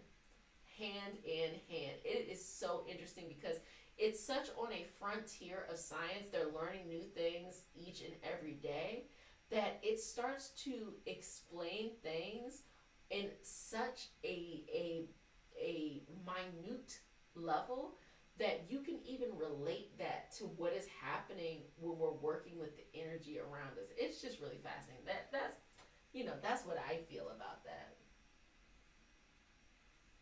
I feel majority sit at a lower frequency because we can only focus on so much at one time. It's mind-blowing, for real. If we can store negative energy in our body, how do we pull the positive energy to the forefront? Do you think the dreams have a big spiritual meaning? Positive energy, I don't think of things as negative or positive. I think of things on a vibrational level. And I think that when we experience low vibrational things, sadness, depression, stuff like that, we feel that, you know, we feel that energy. Let me not use the word energy in it, but we feel that. When we experience things on a higher vibrational level, happiness, joy, accomplishment, you know, peace, stuff like that, we feel that as well. So in order to do that, you have to raise your vibrational frequency in different areas of your life too. So in order to bring your vibrational frequency up, what you want to do is you need to surround yourself by the experiences that you want and away from the experiences that you don't want. That's my thought on it. how can we get into studying quantum physics? You can literally you can Google search it. A lot of good resources. Well, I hope you all enjoyed this. I'm gonna get off for real this time. But it was fun. I had a great time with you all. July, August, y'all gonna do your thing. It's gonna be fun. You know, it's a lot of opportunities, but it's really how you look at it. It's really like how you're paying attention to what's going on in your life. What does it mean when you dream about someone? It probably means you're thinking about them. It could mean a lot of things. You know, it could mean a lot of things. And it could sometimes you dream about people because they represent something. So, for example, you might be receiving a message, and that message, you might see your mom. You're like, why is my mom in here?